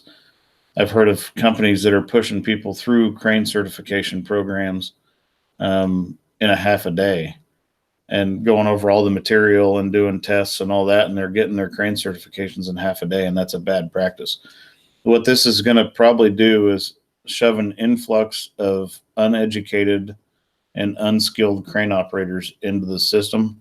And unfortunately, the ramifications from that are going to be crane accidents. So if a person is serious about becoming a crane operator, my suggestion is they go work somewhere around cranes, either rigging, signaling, and you got to take a test for that even. Be an oiler, be involved with a crew that goes and sets these cranes up and works around cranes, and do it for a couple of years, at least 2 years, before you ever think about getting in the seat of a big crane or even a boom truck, really. I mean, a crane is a crane.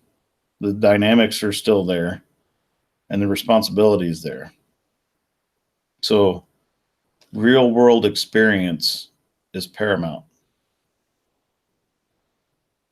So hope that answers your question. I didn't mean to go off on a rant about that, but it is, I think just being in the industry and looking at how things are happening and how it's starting to break down. And unfortunately, I think there's going to be a lot of crane accidents in the future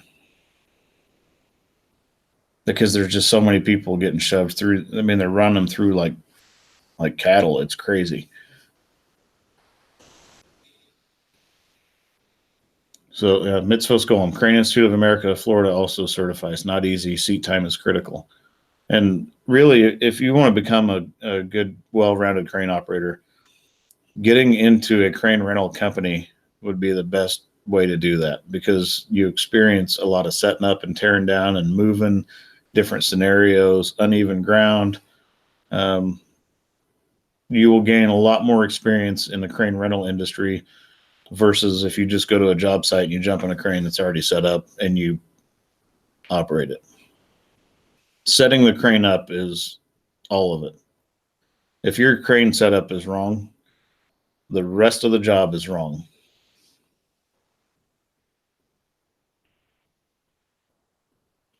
Rusty Hot Dog says, best thing to do is be a rigger for a few years and get on with a good operator. If he likes you, he might teach you. And I will teach anybody that is willing to learn. If someone shows an interest in it, I will teach them. I know there's some guys out there that they're like, hey, I don't want to train anybody because I'd be training my replacement. Well, that's wrong. If you're a good operator, you will never have to worry about being replaced. Training people is paramount to passing on our trade. Sooner or later, we're going to be old enough that, or I'm going to be old enough that I can't do this anymore. And, you know, the stuff that I rely on for my day-to-day life has to be moved by crane sometimes. So someone's going to have to do it.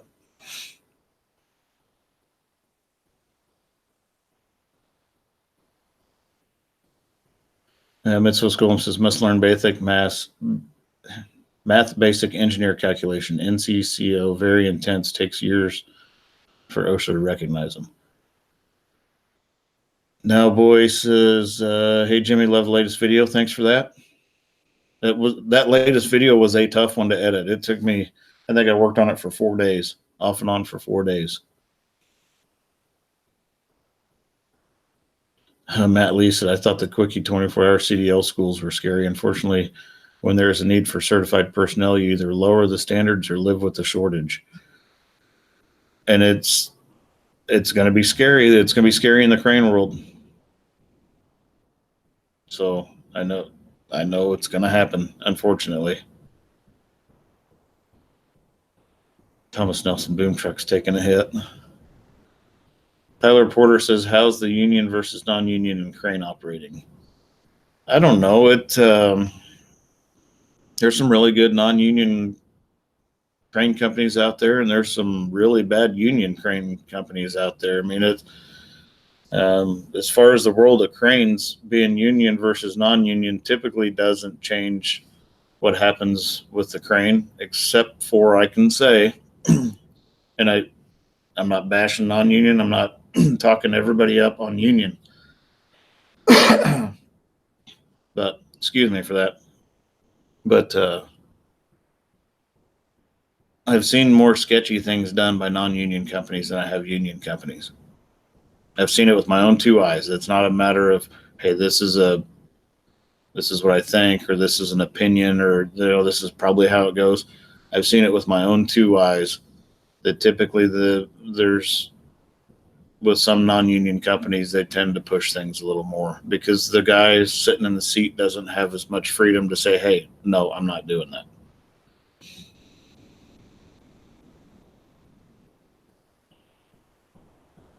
Von Heel says, you're not training your replacement, you're training your ability to take a vacation and retire at some point. And I'm the only one at our company that operates that Tadano, and or that 200-ton Tadano. And when I was gone on vacation, that crane sat, and I think they actually had to turn down a couple jobs. But I needed a vacation, so if they don't, if the company I work for doesn't necessarily want to put someone else in it, that's their decision.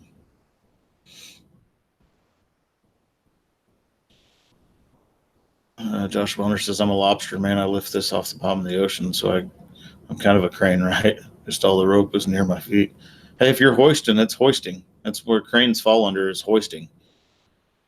In mitzvah school, and we had a few attractive women as operators in New York City, caused the job to slow down. And I've seen some fantastic women operators. And I don't want to dive into the men versus women thing, but women typically have more patience when they're sitting in a machine than men do. I don't know what it is about having more patience, or having women having more patience, but typically they do.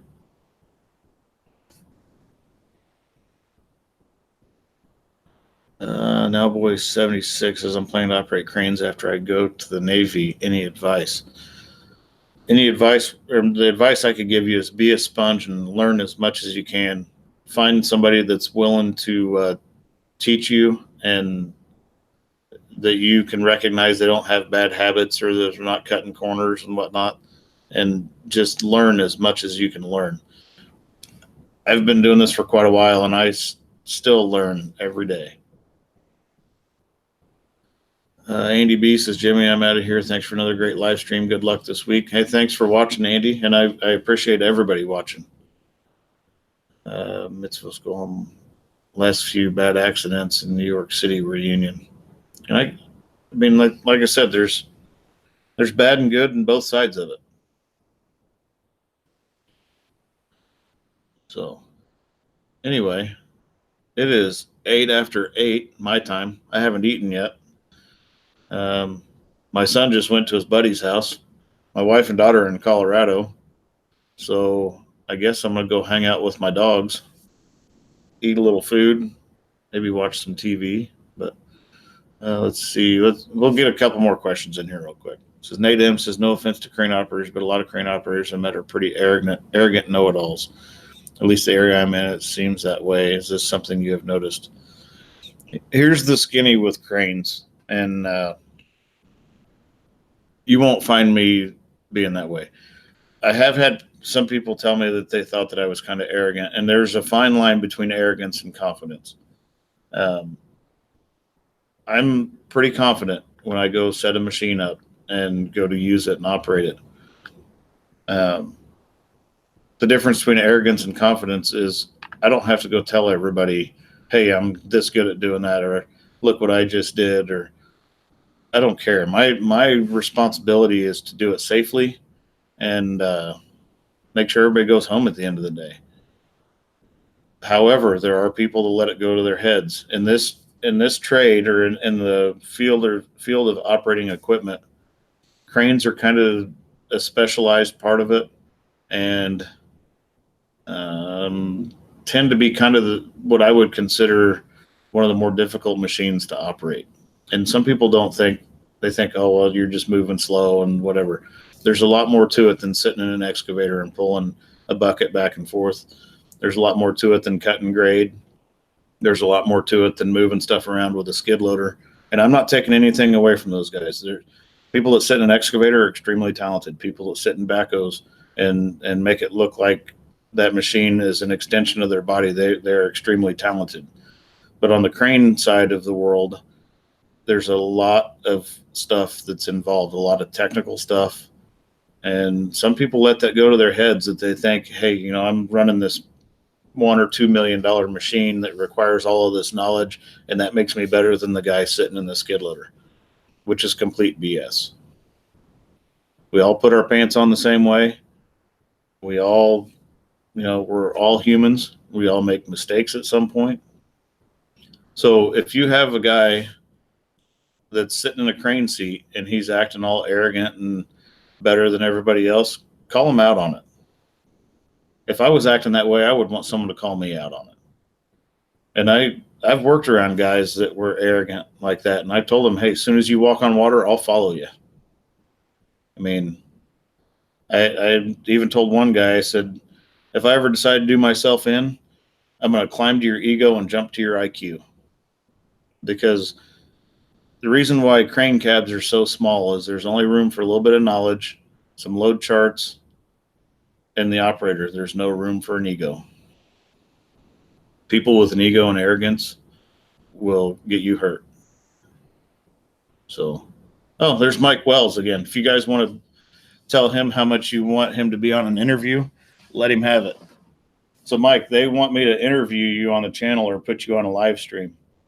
We've got 53 people watching. If you guys want Mike to be on a live stream or me to interview him, let him know now how much you want that to happen, because he's watching the comments. And no one's picking on him.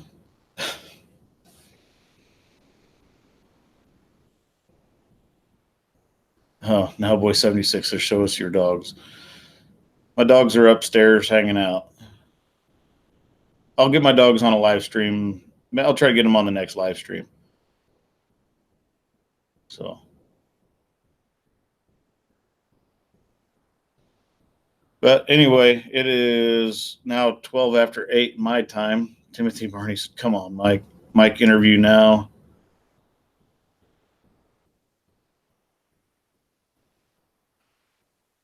There you go, Mike. People want you to be on here.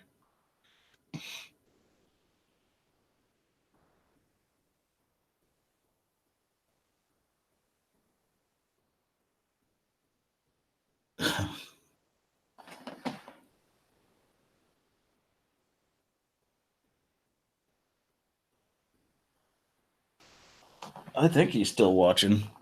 We'll find out.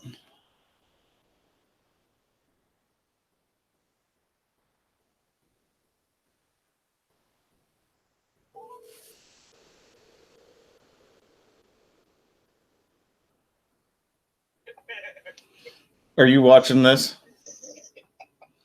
Hang on. Don't say any bad words. No. Huh? What's that? Don't say any bad words. I got you on speaker. All right. See, he's not even going to talk on here. No, I am. Hunter's got it. We got like 3 echoes going. Oh, yeah, you have to mute that other stuff. So everybody wants to interview you on here, have you on a live stream with me. Are you game for that? Yeah, we could do it. We could do it? Yeah, not tonight. No, we're not doing it tonight. Oh, okay. Is it going to require a Long Island iced tea or two? Yeah, I got that covered. Okay, so my next live stream, you want to come over and hang out in the basement for a little bit and pass on some of your infinite wisdom? Sure. Sure. Okay, you guys have to I hold just him don't to want it. to upset anybody. You're not going to upset anybody. We just got to keep it family friendly. Yeah, I can do that. So talk to everybody like you're talking to kids that you don't want to say stuff in front of their parents or teachers. Okay. Because there are kids that watch. No, I can keep it family friendly. Okay. All Sounds right. like a plan. I'll give you a call here in a little bit. I'm going to shut this down and go eat something. Roger that. All right. Bye. See ya. There you have it. He agreed to do it. So now I just have to hold him to it. But we're not going to do it tonight. We'll see about doing it in a couple of weeks. We'll do it on a live stream. And I will plan it about Marcus 22. Mike's like a deer. He freezes on camera. But I'll schedule it about a day ahead of time so you guys can, click whatever you have to do to keep track of it. So anyway, with that, I'm going to go eat some food. I know I don't look like I'm starving because there's no way I could have this physique and physically be starving, but I'm actually pretty hungry. And there you have it. But as I always end it, I appreciate everybody that watches. You guys keep me humble. I'm still blown away by the growth of this channel, and you guys make that possible. You guys sharing the videos and liking the videos and getting the word out there is how it's growing like it is. And for that, I am grateful. So with that, everybody have a pretty safe work week. I'm not sure how mine's going to go towards the end of the week because that bridge job is going to be something. We'll have it on video. You guys will definitely want to watch it. But everybody have a safe week. Thanks for everything. And Two Top Crane is out.